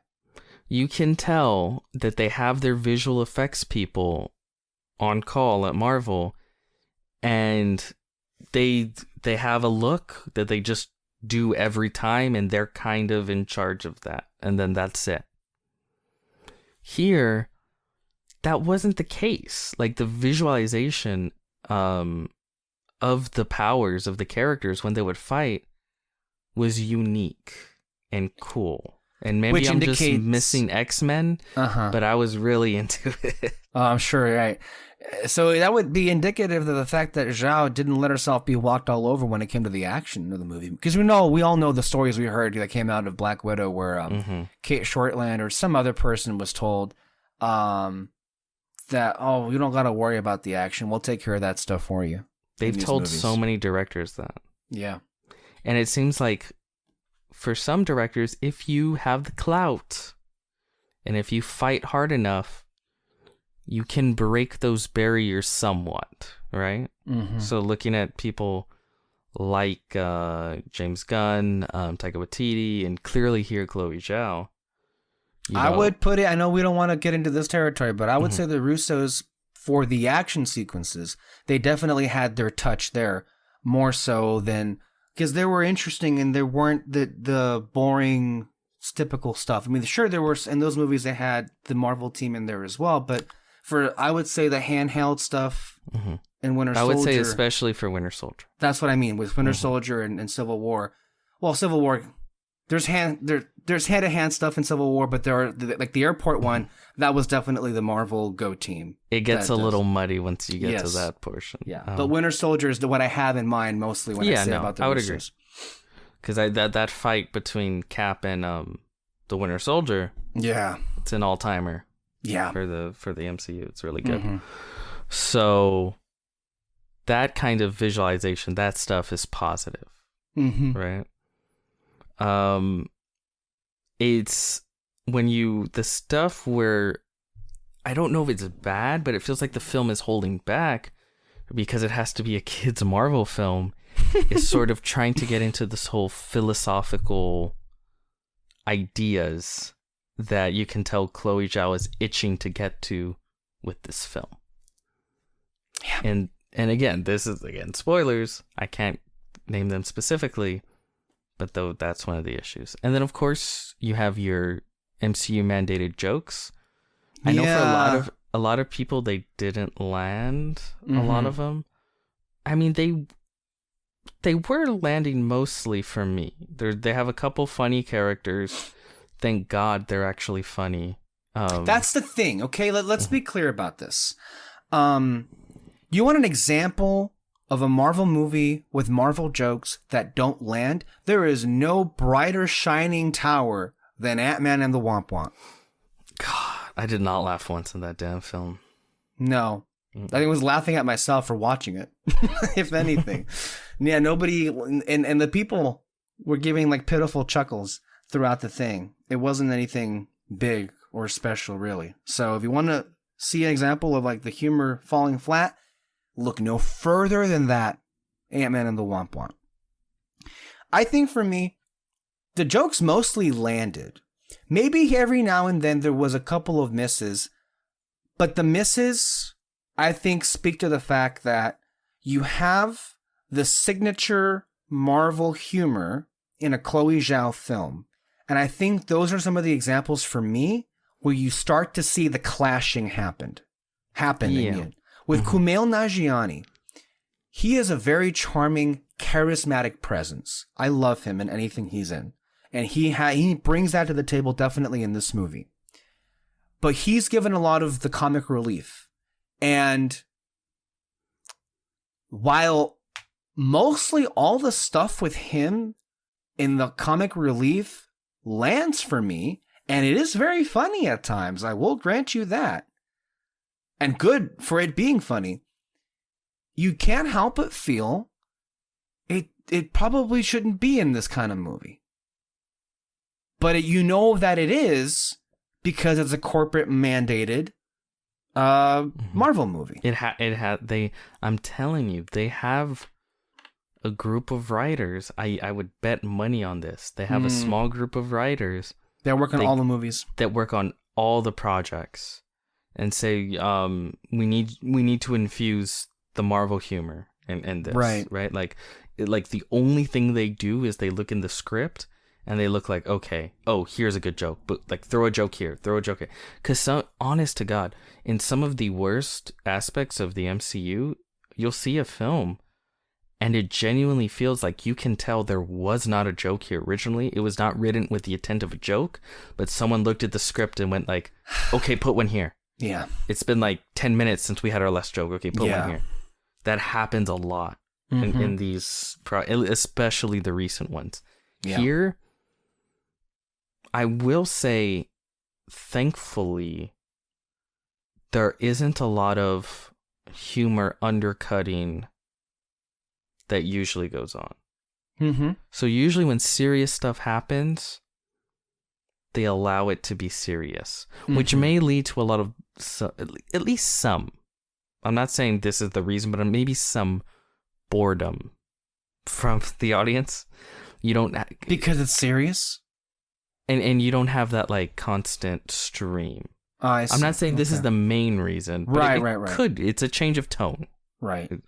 I don't remember which moment it was, but I know that there was at least one time or two times in the movie where I felt the humor did undercut it and felt like it didn't. It did happen. Yeah. Just not as often as your typical. Mm-hmm. Because like even in Black Widow, there's just some moments in that film where it felt like it was written to be taken seriously in some moments. And then of course they had the people come in and be like, put a joke right here. Perfect. And what you just said, the fact that there are a team of people having to write the same kind of jokes in all their films for this Marvel formula, for those who don't understand when people say that every Marvel feels the same, this is one of those examples. Yeah, for sure. And by the way, I don't know for sure that that's what they do, but it's very clear to me. I mean, at least it feels that way. I'd be willing to bet fucking money on it. So there's that. It does feel the film overall bloated and somewhat aimless. Yes. I do agree there is somewhat too many characters that do not get to fully be fleshed out. And again, this is where the whole ideas thing comes, because there are ideas for certain characters where it's like, I would like to see more of that. Several of them, as a matter of fact. I would love to see more of it. But we couldn't. And then there are ideas that, again, feel like they don't go anywhere, or they clash with where the movie ends up going. But that's, again, my overall, I did like the film. I would not characterize it as a great or even good film necessarily. I don't think I can defend it as a good film. And that's kind of my baseline. But even understanding that, my feelings still remain positive. Although that is subject to change upon a second viewing. But I don't see it changing that much. But yeah. Yeah. There's a lot more to get into it. We've only just scratched the surface, and I feel like you've gotten enough of a reaction from us so we can go ahead and get into all of the wonderful details that happen with this film. And I'm very curious to see where you want to start off with this, because there's so much to say about all the little things that happen. Here, I'll start off with like maybe the biggest negative. Okay. The deviants. Oh, thank you. Because I'll say this. God bless you, Alexis. I know she loved them and she thought that they were interesting. But for me, this is one of the aspects that reminded me of a lot of Marvel movies where it's a presence that is needless and ends up being ultimately useless. Sure, as a concept, I get why they were in the first part of the story, but especially where they end up going with that. Mm-hmm. What the fuck was that? And that's what's bothering me, is that I actually think.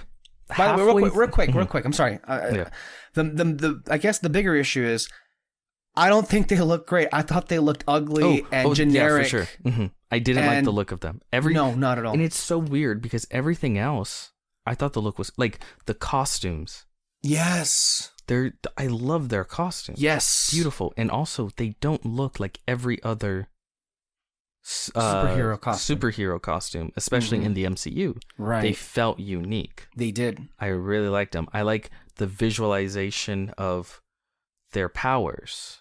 They almost had a Power Rangers vibe to it, at least the costumes. Yeah, a little with how coordinated they were. I think that works. I think it works. Yeah. And even when you get to that third act, I actually ended up liking the third act more than most people, just because. No, I did too. I did too. Visually, I really liked the representation of especially the celestial. Ooh. And a lot of that stuff, and a lot of the music started to kick in real cool. Yeah. Like, I was really into that stuff. I was too. It very much worked for me. Except the deviants. But the deviants, visually, they're ugly and generic. Yeah. I'm not crazy on the design. I hate when villains just kind of look like gray goop alien ripoffs. Here's my thing. Mm-hmm. Very much so the film is taking place even before so, but with the fact that you're dealing with gods and, you have the sevens, or you got the 7,000 years, you got the 7 days, it feels very much biblical. Especially with the end of times happening with it. There's so much of that in this film. I think obviously intentionally, and it goes in with theology and I guess where all the religions come from and all that stuff. So you have these characters that are deviants and are very much made to be, if you were, looking at, I guess, stories from the Bible, demonic beings. Or at least they take the place of what would be demonic beings in in stories like the Bible and everything. So why not go ahead and make them look scarier? Why not make them look, I'm not going to say like demonic to the point like where they have some horror films, because clearly you're dealing with Marvel and you have a certain audience and you don't want to scare people too much. But I don't know, is it really that much to just get a really interesting like artistic designer, an artistic director, or even just get Guillermo's people to come in, or himself, and just like, hey, why not draw something a bit more interesting instead of like it looking like a CGI blahness, and then of course you color it fucking gray. Like, it's just ugly and pitiful, and every time they come up, it's like, and this is not just a Marvel thing, it's in every blockbuster, anything these days, and they do this, and it's like, why? It's the typical ugly blockbuster monster design, and I'm sick of it. And I'm not letting it slide here, because I'm done with this ugly design that they keep throwing up there. And again, it didn't have to be in comparison to what everything else has in this movie. Design-wise was neat, so I don't know why the ball was dropped with the Deviants. But halfway through the film, leaving aside visually the way they look, halfway through the film, they all of a sudden became interesting to me. Once it starts to evolve, the sort of main Deviant. Because it gains consciousness, basically, or just an advanced mind, so it's able to sort of think about the things that have happened, and it's this idea of like we were created by the Celestials, and so are you, and we're puppets in their game of killing each other, and it's interesting, this creature that was sort of created to hunt and then hunted, and all the sort of things that happened to it, and then sort of gaining intelligence and reflecting on it. I was like, that's cool. That's like the sci-fi aspect that got me intrigued. And the way that scene is executed, it's effectively creepy too. To see a creature gain a consciousness. It's like a dog. It's like your dog, just like or your cat even, just having the ability to like walk on. It just stands up and starts talking. Like, you didn't give me scratches yesterday. Like, it's creepy. And I was like, ooh, this is neat. And then for all the things I liked in the third act, that's just gone. It's dropped entirely. It goes nowhere. It goes nowhere. I almost would have preferred if during the middle of that, he like fucks off. Like, he leaves Earth. He's like, I'm going to go find the Celestials. Oh yeah, he just leaves. Okay. And then he's out of the film forever. Because he basically was. Yeah, but at least you can maybe come back to that. Sure. In a potential sequel, because that's worth exploring. Because what you actually do get in the third act is that all of the potential of that just went nowhere, because he ends up being killed by Athena, or Thena actually, and then you realize, the only reason you gained a consciousness was to give Thena something to do. But she already had something to do. She was fighting. Yes. Or you could do this as much as a cool concept of them slowly gaining their intelligence, is to just nix that idea from the script entirely, and just halfway through the film have the deviants be done and gone with. Yes. And then now you focus on, the real issue, which is the Celestial being born and the betrayal of Icarus. Right? Because it just doesn't, it's muddled, it's just poorly written and put together. It feels like they started in one point, and then halfway through they're like, oh, we have this cool idea. And it's like, okay, but how is that going to mesh with where we're already going? Yeah. And their answer is it doesn't. Because it won't. Because it won't. So yeah, all that. I wanted to know so much more about Crow. I would have liked to listen to Crow, like speak more and then just hear what this creature has to say. But it just kind of becomes, a side B revenge plot beat. So yeah, that's one of my bigger issues. And comically enough, of course, even in the second time watching the film, I was laughing my ass off, and I told Kyle I forgot he was when he comes out, he appears on the beach, and I'm like, oh yeah, he's in this movie. Yeah, he just pops back in. Like, that's right. Because we had already moved on from that. Yeah. We were focusing on other things. So yeah, that's it's one thing.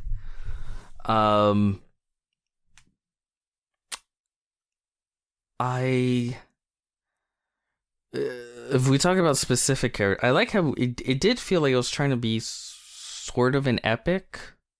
Because again, you do have those flashbacks to the past, and I like the flashbacks. I guess I would be fine with them focusing less on not establishing, but like voicing, what's the word? Stuff that the audience needs to hear because it's alien gobbledygook, and just sort of seeing their characters develop. That's the thing, yeah. Because I feel like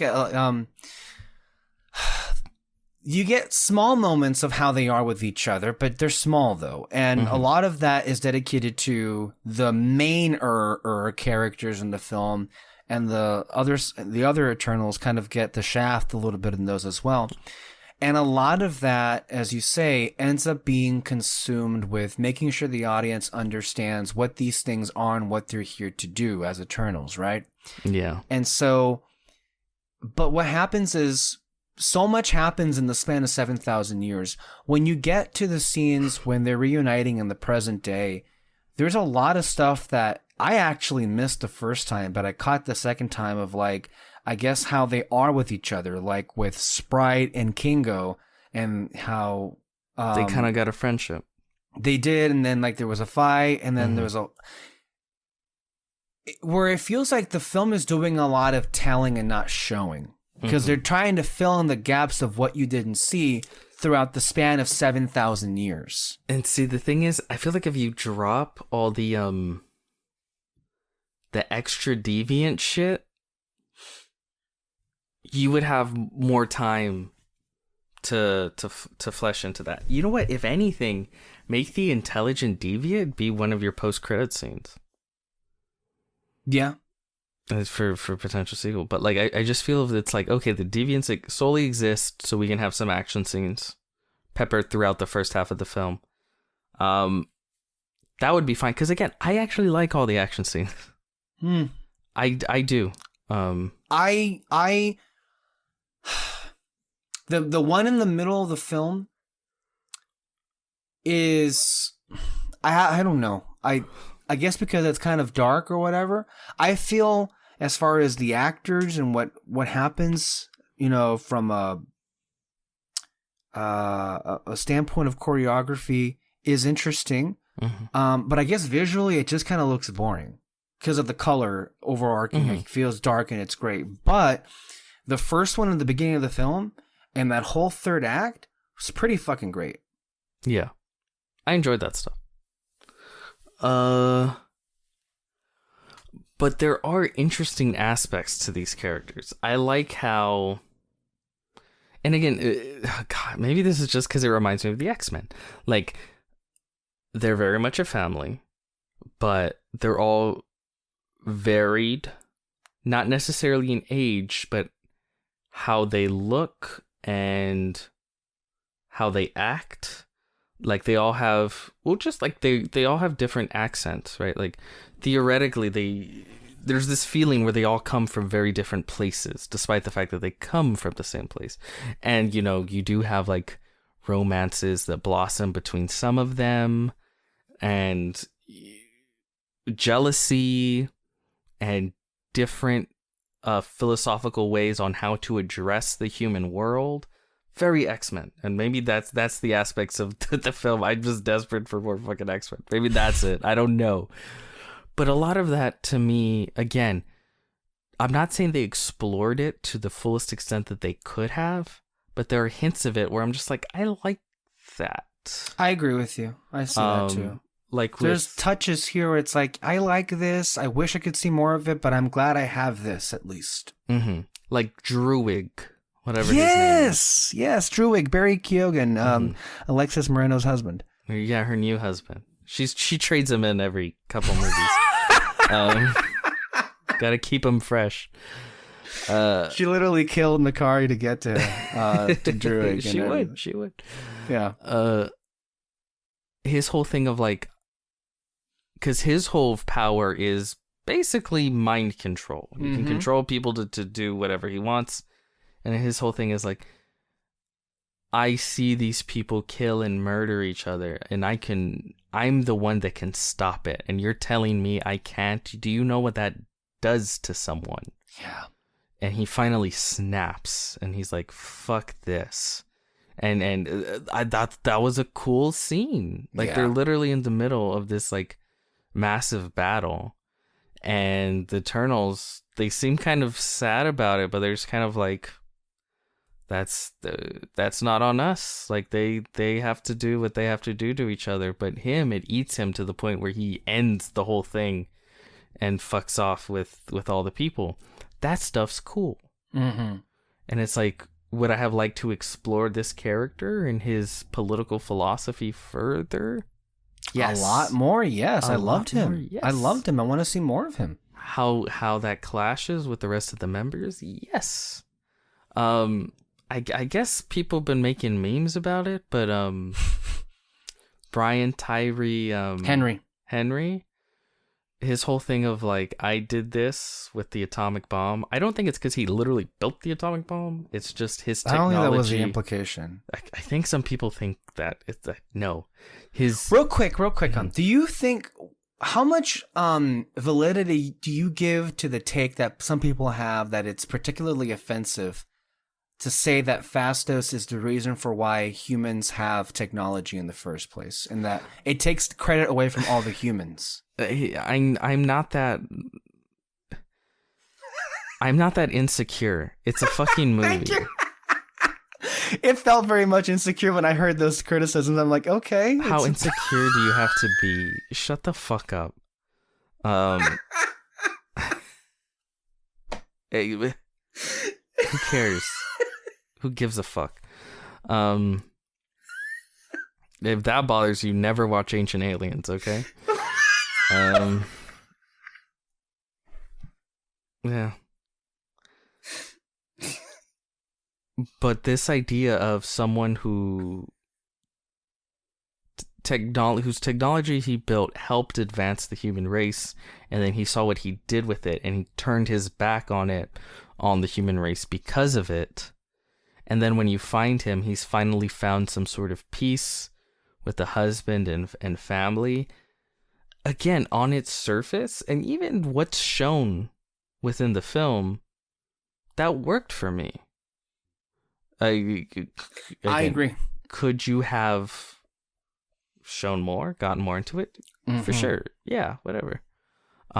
Same with, I forget their names, but Angelina Jolie, Athena, and Gilgamesh. Gilgamesh. Yes, they're sort of like. See, right here, you're hitting all the positives. I agree with all of these characters. There's a lot of stuff that, even though it's small, but it also feels intimate and real, and I appreciate that with all of them across the board. They're sort of extreme friendship. Yeah. It's not quite romance at all, but it's more of a deep, like, connection between friends. Basically, like, there's a lot of romance within the film, so that's fine. True. I think that's fine that it's just an intense platonic love for each other. And then even Icarus and Cersei, which is so funny. I love you, Cersei. Like the way whenever in the film. That's Richard Madden's always... accent, his Scottish accent. But like, if you know Game of Thrones, which there's a lot of Game of Thrones connections with this movie, but it's like every time, and I also told this to Kyle, and he felt the same way. It's like they really should have just changed Cersei's name, because when Richard Madden says Cersei, or when Kit Harington says Cersei, you can't help but picture Lena Headey, who played Cersei Lannister on Game of Thrones. It's just distracting. It is funny. It's distracting in a funny way. Yeah, there's sort of romance throughout the ages type thing. Again, I would have liked to see a lot more of that, and I like a lot of the ideas going on with the character of Icarus, and again, maybe it's me sort of putting in my feelings on the character that isn't necessarily shown in the film, that's making me to like it a little bit more than most people. But like, for me, I feel what led to their marriage failing and really Icarus pulling away from the world as a whole is Ajax telling him they will all die. Like, we're basically here gathering the cattle. This is a farm. This is a farm, right? And I think that hurt him as far as being able to make connections. I think that hurt him, and he kind of says this, it was like, I had to leave her because I know she loves these people so much. I would have let it out eventually, and that would have hurt her. But I also think it prevented him, even though he left her, it prevented him from further making connections with anyone else. It closed himself off from humanity, and therefore he couldn't be human. Yes. And again, it's, to me, that stuff is implied, and I like it, but it's not shown. Yeah. And I wish it was. And that's the problem. Because that would have been really good. Yeah. Like again, because it's already a long movie. I'm trying to think. There has to be a lot of stuff that you can, like, as far as I'm concerned, that sort of, they're evolving B plot with the deviants, cut that shit out entirely and put more of this stuff into it. Because that's the stuff I find pretty interesting. Yeah. So yeah, that stuff, it worked for me.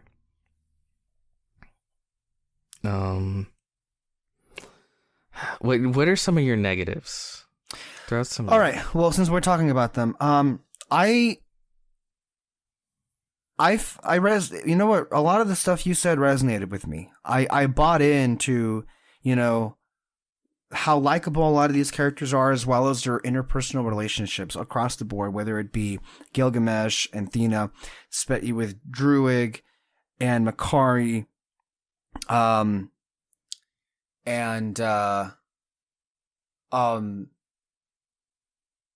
what were the other ones?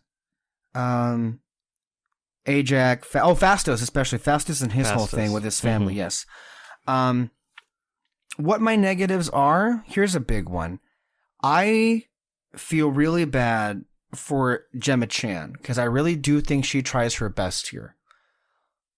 But I don't think the decision to make her the lead in this film did the movie any favors. I think there was some kind of miscalculation, because a lot of her, it feels a lot like she's mostly your generic Marvel lead, where she's likable. But she's kind of a wet blanket. There's not a lot of charisma from her. I feel that the most charisma you get from her is when she's around the others. Especially, I think, I like the stuff with Kit Harington, although he's barely in the movie. But if you're asking me, like, I appreciate the fact that there's a lot of romance in this movie. Thank you, Chloe Zhao. This is an example of why romance should be in a lot of these stories and why it's an added bonus to it. Unfortunately, I just think, for the most part, the main romance here with Icarus and Cersei just falls completely flat for me. I don't feel it. Yeah. Yeah, this is definitely something they should have put more into it. And I think maybe, like I said before, a scene where he left, right? Because we never got to see when he left. They say, like, where she says one day you were gone and stuff. If you adding in a scene like that where you see that could add a lot, I think, to how I feel about the relationship. This is again one of those situations where maybe it just works for me, where I really like Gemma Chan. I agree. I think she's likable, but I think that's about all she is. And I feel agree with the wet blanket accusations. I do. Okay. I am not fighting you. I promise. Again, I told you a lot of the issues with this film, right, for me amount to you're all right. I still kind of liked it. I want to reiterate, though, I commend Gemma Chan for what she was doing. I don't think the issues are definitely from her or are on her. I agree.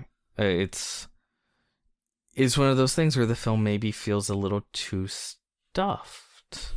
Yeah. And maybe you remove a character. Like, if I were to remove a character, it would maybe be what's his name? Kumail Nanjiani. But the thing is, I really liked him in his scenes. Mm-hmm. But his is definitely the character that has less going on. I feel like he overall has the least amount of impact on the events of this movie. Yeah. And that also reinforces the idea that the only impact he has, he's the comic relief.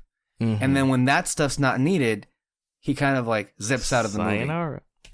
Yeah, it's tough because, again, I did like him. I liked the implied relationship between him and Sprite.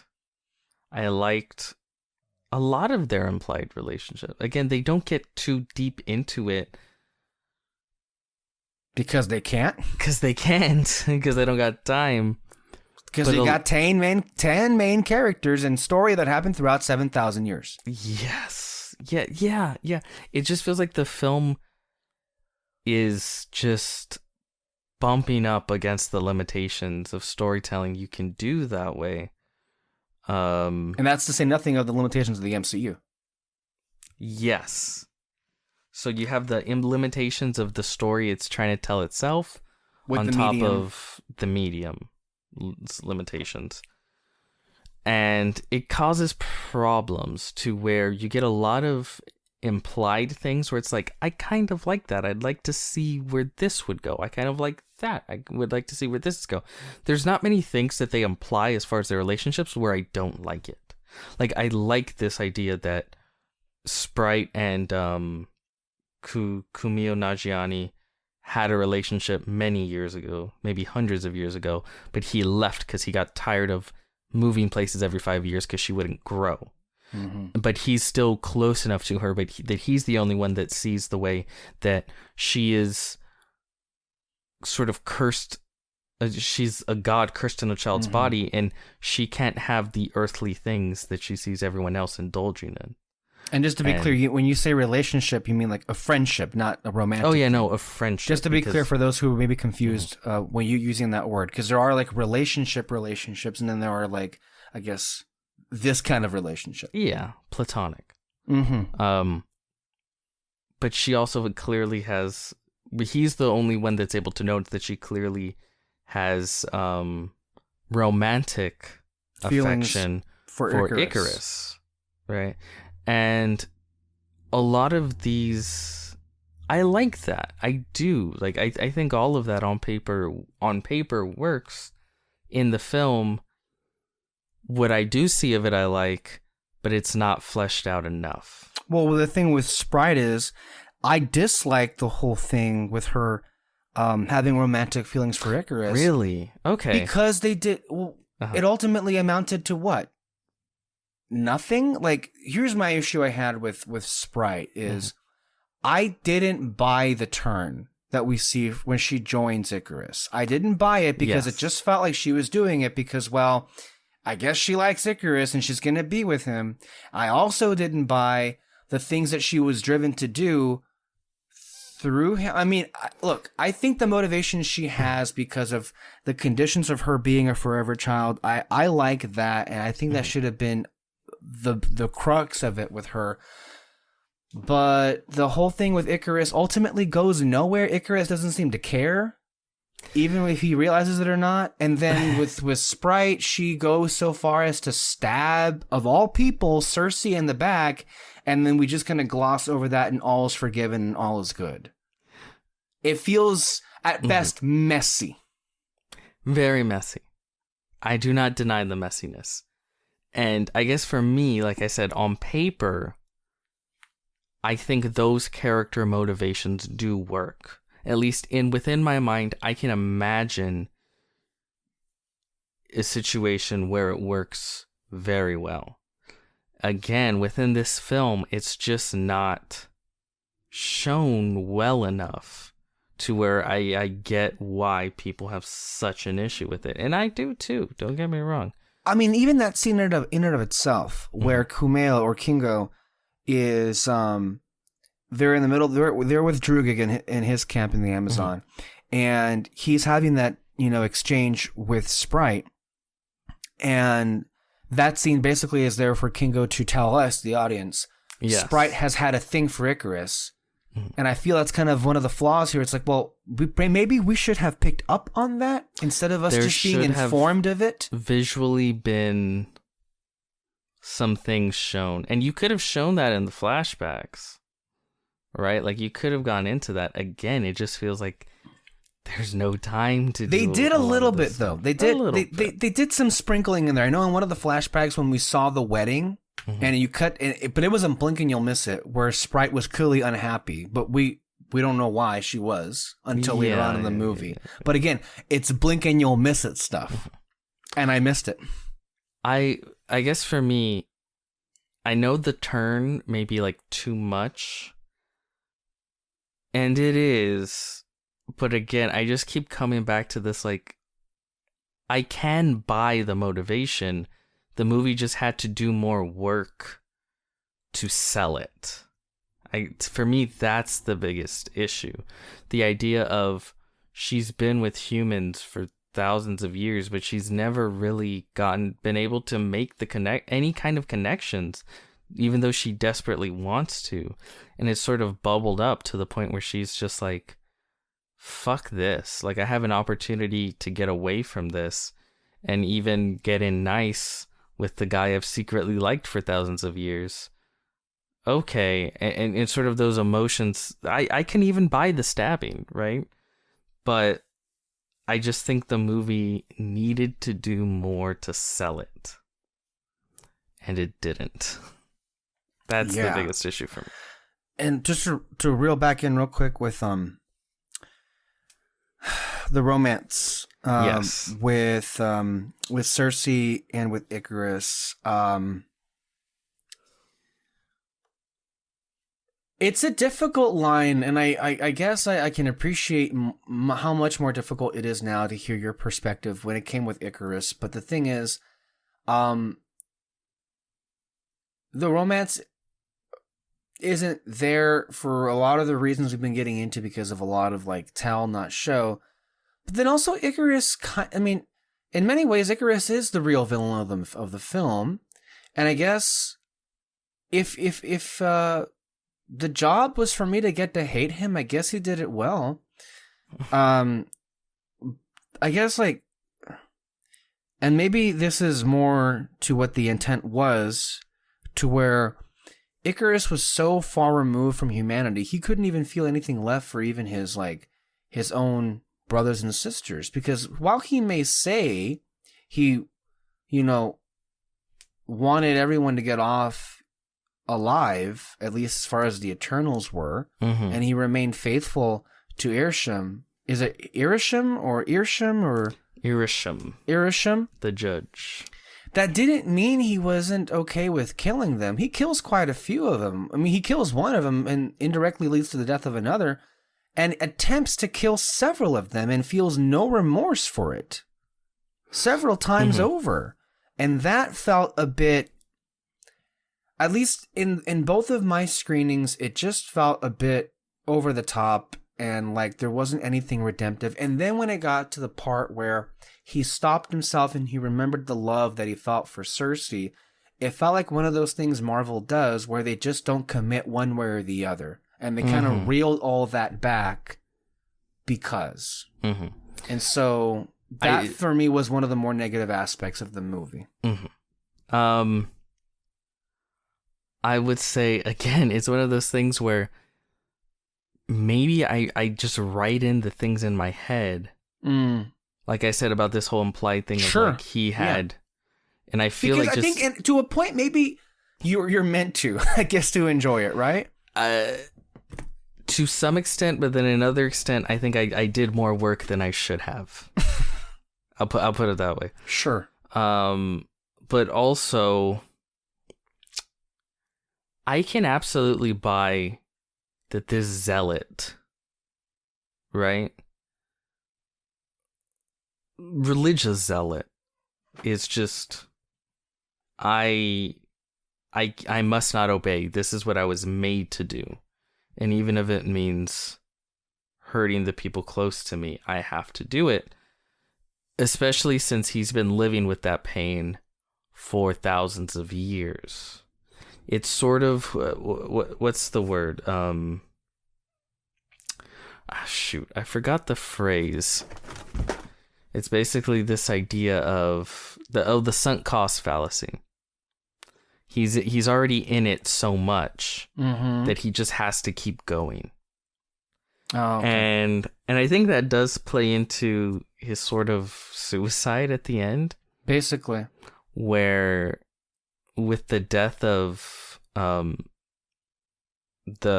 Celestial that was supposed to be birthed on Earth. Right. All of the sacrifices he made were for nothing. And now he was left without purpose. And I think he didn't know what to do with that, and he ended it. Again, this is everything I read into it, but I absolutely buy that the film did not do enough to convey that. Yeah. But you explaining it kind of makes me feel like, okay, I can see it. That's the thing. You can see where it's great. Right, yeah. But the film just didn't go far enough. I think obviously there's crumbs there because I see the crumbs and then I kind of make connections. But I think for most people, and this isn't a shot against them, it's a shot against the movie. They should be able to it just should be explained more, you know. The audience should be able to pick up on these things and have it fully realized within the film. Which is why I don't disagree when people have these issues. Again, specifically with Icarus. Especially because they show like a flashback to his betrayal, but they don't necessarily have like.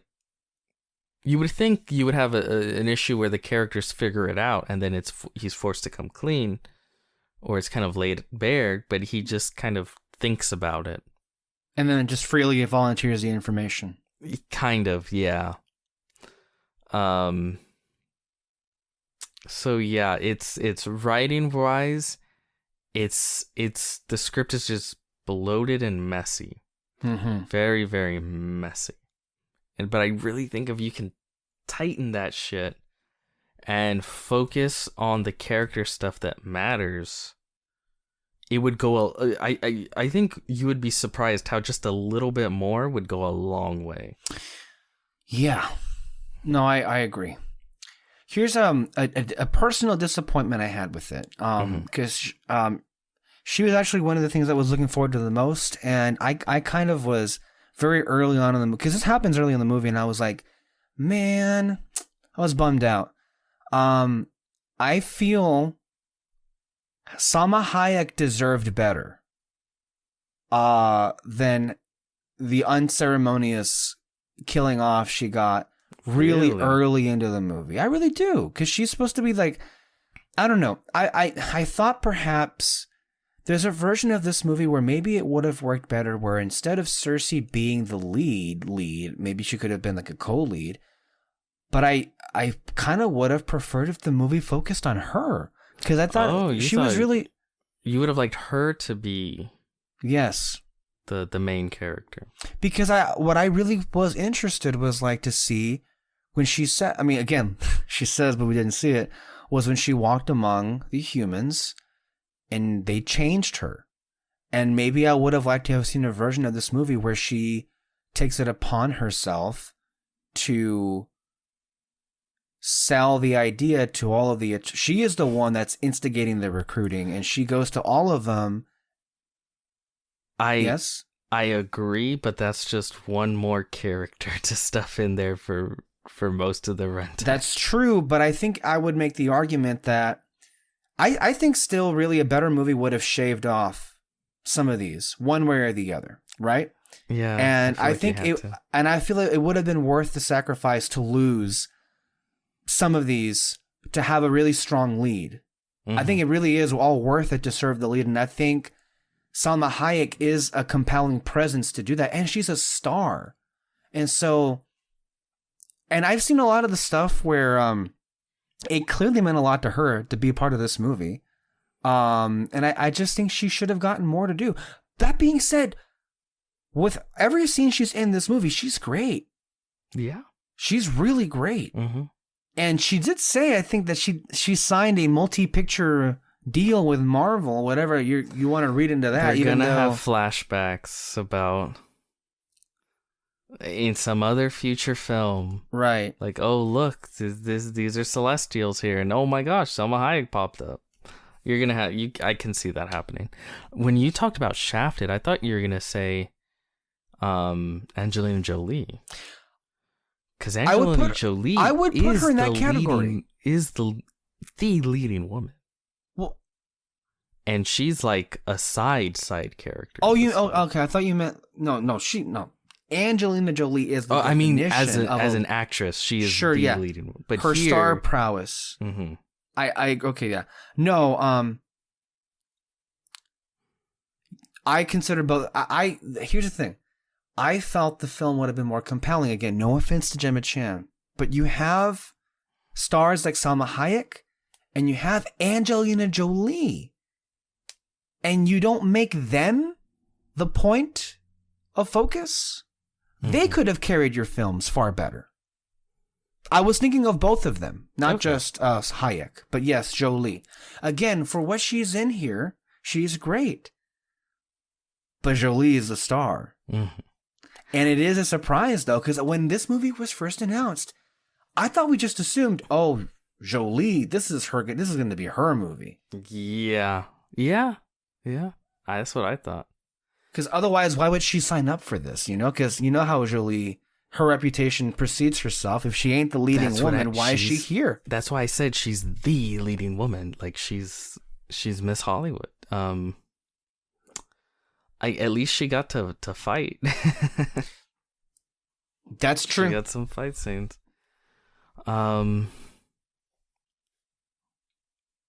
Yeah. No, I can't disagree with that. Although it doesn't bother me as much. Yeah, I just wanted to see more Salma. I like her. I like her too. And I like Angelina, and I want to see more. You saw her on a horse. Right into the catacomb. I also just think I hope she gets more interesting roles, though, as we go more into her career. She's going to be popping up in House of Gucci, apparently. So great. That's interesting.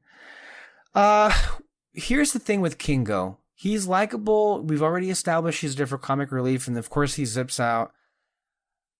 But then he makes the choice to say to all of them, I don't think Icarus is coming from the right place, but I still think he's right, but I'm not going to kill any of you to do it. And so he just like walks away. And I understand, or I guess I should say I respect that they wanted to do a character that stands by his principles in a way that's different than Icarus, where he wouldn't go all like zealot and everything. But at the same time, I feel it just it didn't sit right with me ultimately about him that he just dipped out on them. Like, okay, bye. It feels weird that the comedy relief is the one saying "fuck humanity, peace." Right? It's you would think that would be a Druid thing to do. maybe, yeah. Especially because he doesn't have much of anything to do in that. Well, I guess initially they were going to use him, but he really doesn't have much of anything to do in that final battle. No. So yeah, that's a decision that's very weird to me. Right. That they pick the comedy relief to be like, peace out, sorry, not gonna do it. But then it's even, I feel, weirder and more awkward because you have basically the human representative of this group. You have Harish Patel, who is Karun, his valet, throughout the film. He's great, by the way. He reminds me, so like Marvel does this, like this is where the positive is. They have these actors, these in small parts sprinkled in their movies. It kind of reminds me of like Ben Kingsley in Shang-Chi or in Iron Man 3. It's like that's how great they are, and everything they say, it lands. But he also like, it's just like he's so full of life and is a great representative for humanity, and he's so close with Kingo, and it's just kind of awkward that he's there to see all of that, and they just kind of walk out together. This is what's so frustrating. This could have all been fixed with one scene where I thought we were going to have a last minute rescue from him. Kingo. From Kingo. You would have had a scene where they're back home and he kind of has a one-on-one with his assistant, right, about humanity. And that kind of just changes his mind. And then next time you cut to the battle and stuff's going on, and a little bit later on, it seems like they're about to lose, and then boom, Kingo rides in to come save the day. I thought that was so obvious. Yeah. That should have happened. Like, that's, to me, that was like storytelling 101. But then it just didn't. It was weird. And again, maybe they wanted to have one Eternal just be like, no, like I'm not getting involved. Then it should have been Druig, because that kind of became his thing. He's like, I'm a pacifist. I got my commune here in the fucking Amazon, but I'm removing myself. Right? Like, but either way, though, that's a problem. It's a problem, but the thing with Druig, I feel like the whole world is here for him and Makari, or Drukari, if you want to do that. Those two were so adorable together. It's just like, it's so... those two could definitely carry a movie for me, or at least a Disney Plus one-shot. Again, if they're going to bring back Marvel one-shots, you got a whole bunch of characters you would like to see more of. No. And apparently there are countless numbers of Eternals out there as well. Yes. Throughout the stars. Mm-hmm. So. No, but I think it was, I was already upset that, like, Ajax was killed off by Icarus, but they let it linger for a moment where you think Icarus also obliterated Druig. Yeah. And I was insanely pissed off because really you're gonna do that. But you know what was hilarious though? I think that this one actually, like, god damn it, if it involves Druig. Mm-hmm. just coming in and clubbing Sprite in the back of the head while she's in mid monologue. That was that one worked. That one more than worked. But then you also got what's her name? His girlfriend goes into sicko Makari. mode. Makari. Oh yeah, that was a standout moment of that third act. Like, I don't think I've ever seen a better speedster. No, visually action sequence. It's my favorite that it's been represented. I think it's really good. Yeah. She kicked Icarus's ass. She really did. And you can tell the rest of the team, while they loved Icarus, they're like, from the beginning, he's kind of a dick. Yeah. Because he very much because with Icarus, he from the beginning set himself to be the perfect child, or the one that, fashioned himself to be the successor should anything ever happen to dear old mom. And you can tell that the rest of the team reveled in the fact that he wasn't chosen. That it was they're Cersei. like, he wasn't. And even Festus and Thena, both of them basically said I've been waiting for a chance to kick your ass for a while now. Thena so was Druid. Yeah, Thena was I always thought it'd be fun to go at you, and then Festus was I'm having a fucking ball right now. And he had really cool. I liked that because again his superpower is that he's an inventor, so he has all kinds of machines. He throws bombs at him, and he had this entrapment thing, and I thought it was really cool and really visually unique. The way that I don't know what it was, but the way he trapped him, get to the ground, and he had a hand cannon gun. Yeah, that was nice. It was cool. The nerd in me, and then even Druig, obviously not in that third act, but during the second in the act, the action scene that you were kind of soft on, I did thought oh, this is I wasn't soft on him though. Oh God! In that scene, no. You can take it however you want, but in that scene, what you were referring Miss to, Moreno, you have competition with the acrobatic stuff. That was a particular highlight and everything. But the way he uses his powers, he controlled all the humans to get their guns and fire at it. That was cool. I was that's a neat application of his power in an action scene. So yeah, that worked. We haven't really touched on the Celestials.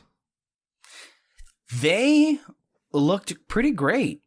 In particular, while the emergence is happening, that whole the scenery of first the way of all it was rising, all of that stuff. I thought that was cool. I thought that even was how really it looked at the end of when it's all said and done, and he's pretty much stone.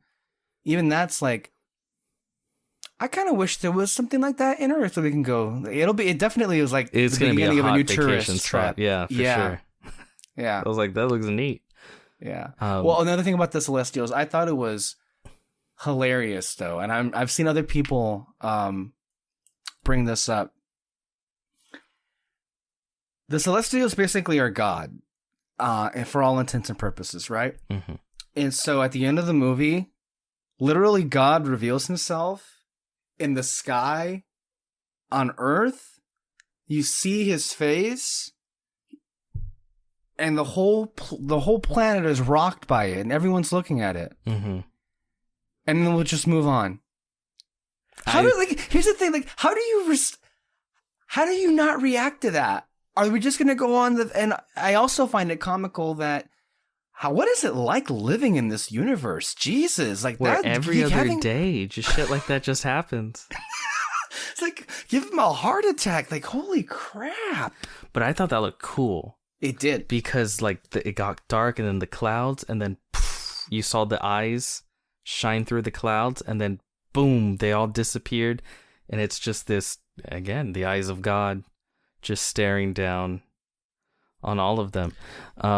Real quick, can I just say that TikTok that Alexis shared of people really losing it over Barry Keoghan? Mm-hmm. That I've been laughing at that all day. That was so funny because that's exactly what Alexis was like, and a lot of people have seemingly formed a cult of Barry Keoghan. Yeah. So well, she's the first in line for cults. Oh my god. And Erisham looked pretty great too. Here's the thing. And I think I alluded to this before. I think the visual effects delivered for the film in a way that they haven't for a Marvel movie in a while. You don't think they did, or they did? No, I think they did. Oh, okay. I think they delivered for a Marvel movie that where they haven't in other films, where you very much could see the obvious CGI nature of them. Mm-hmm. I think they were great here. Yeah, I liked it. I did like it a lot.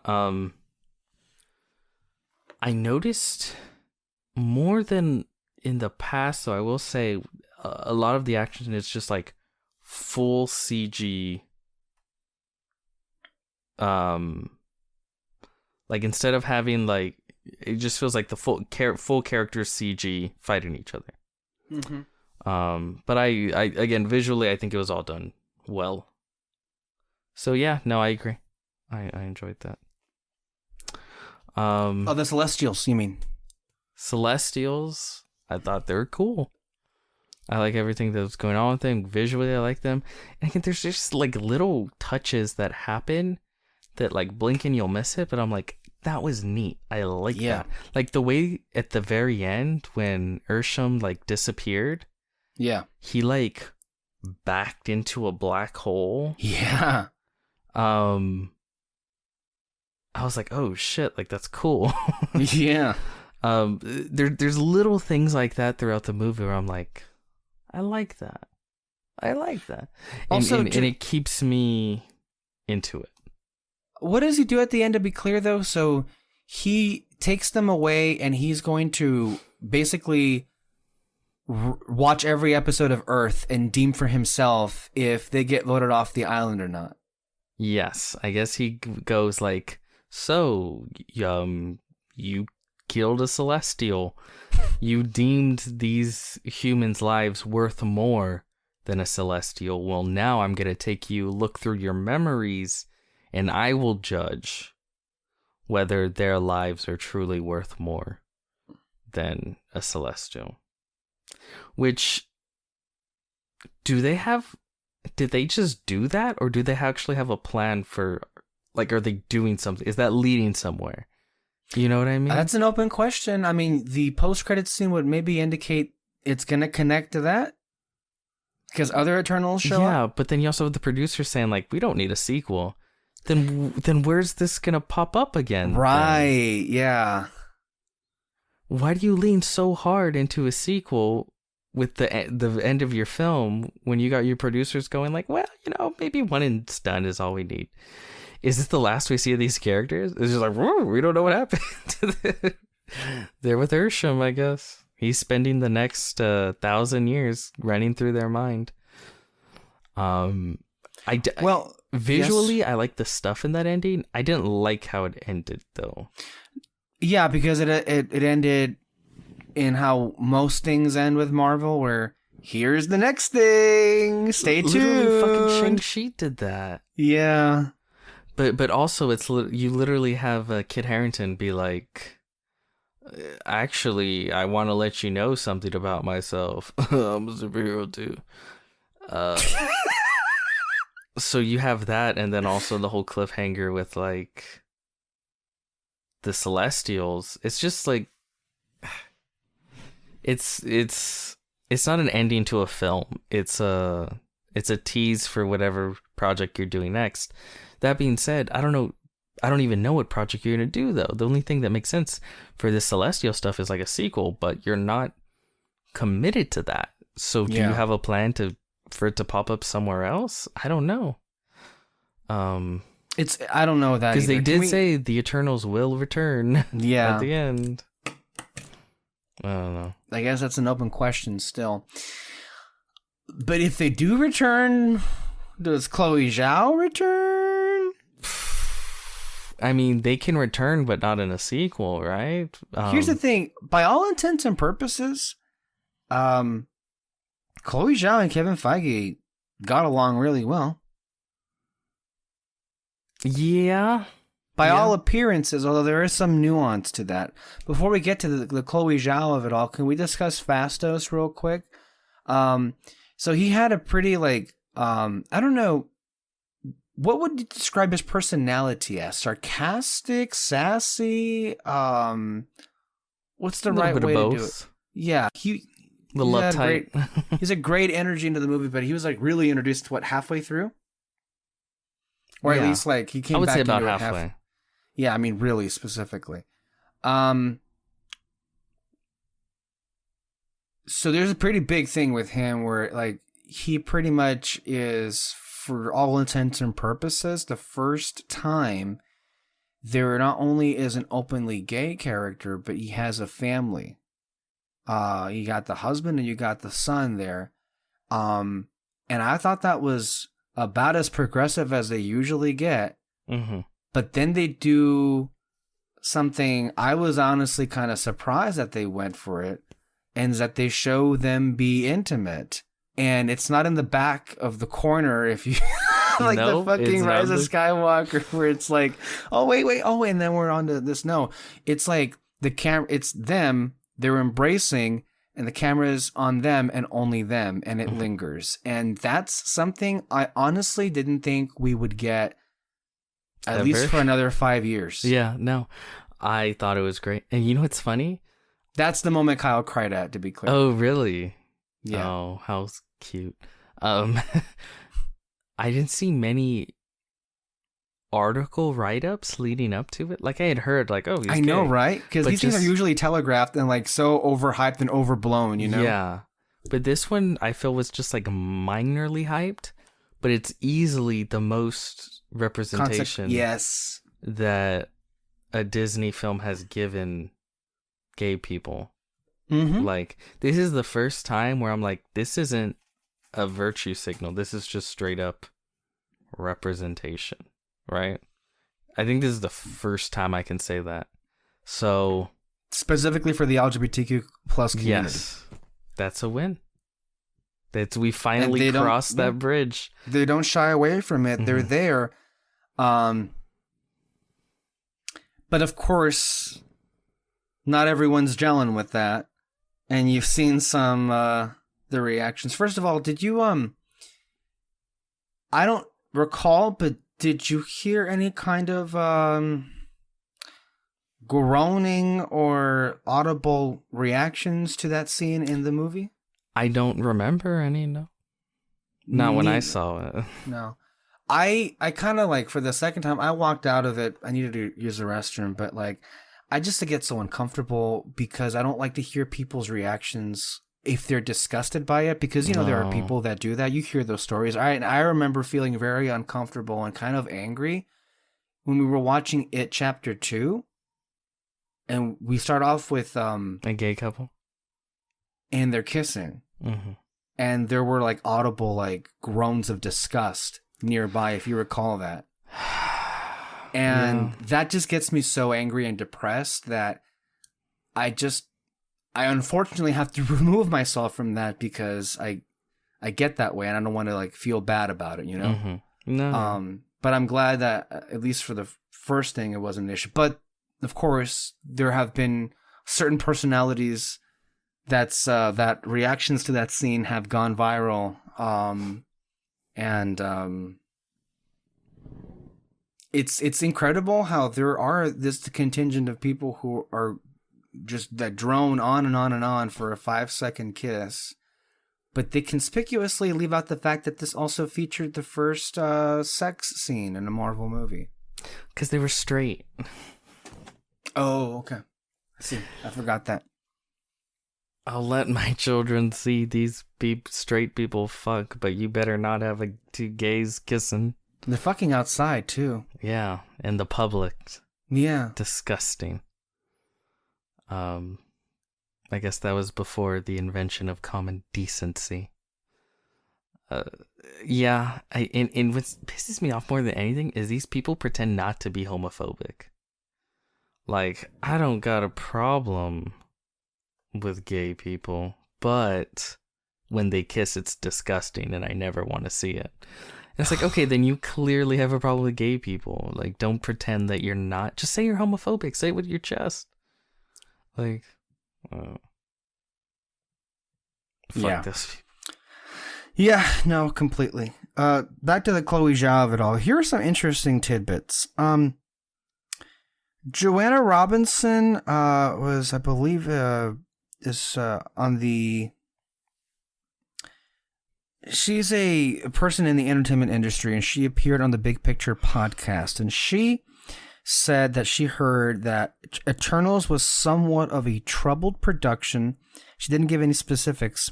However, what was interesting is the edit of the movie was done after Zhao won her Oscars for Best Picture and Best Director.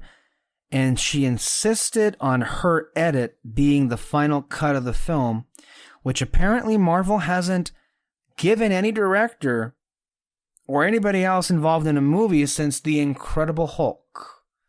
That's insane. You can thank Mr. Norton for giving Marvel that headache in that movie.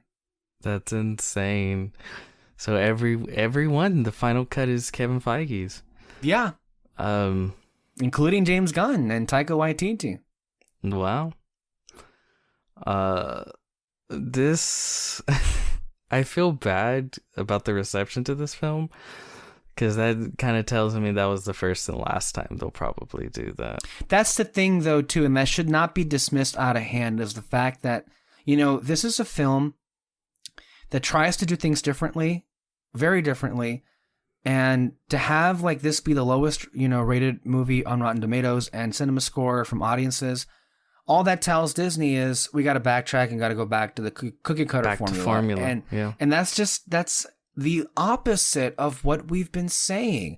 I do appreciate, though, whether it comes to, you know, all of the different people, whether it be, you know, Heroes Reforged or, you know, Dan Murrell or all the other people who in their reviews, they've said, my problem with the movie is not that they did something different. I want them to do things different. I want them to try. And even if it's a miss, thank you for trying to swing in a different direction.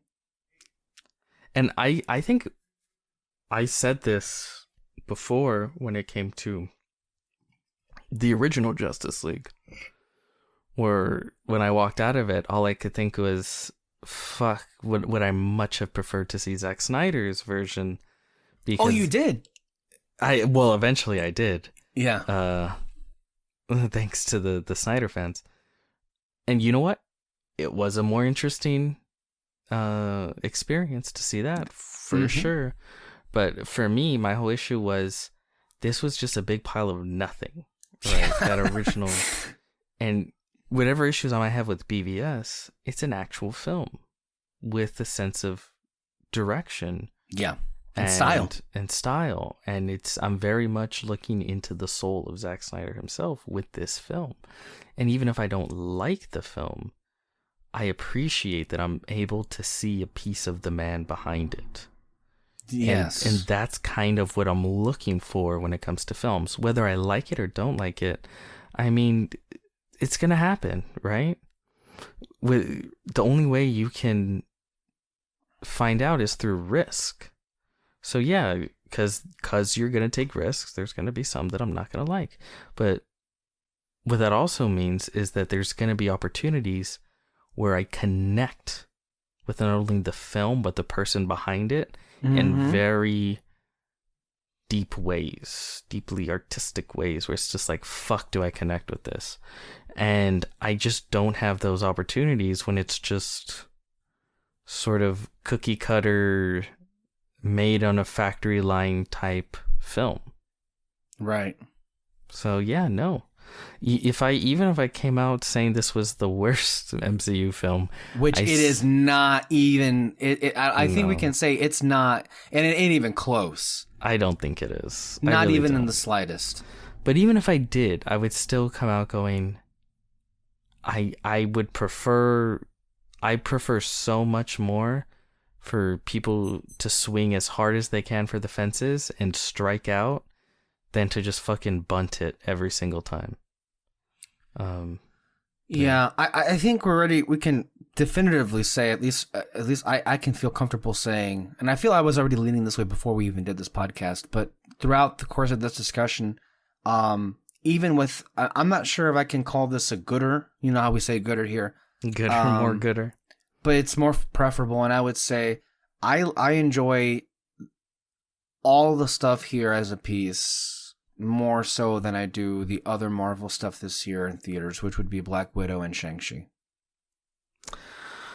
And Shang-Chi, yeah, I think maybe perhaps is a lot smoother and has maybe... Well, I mean, they have...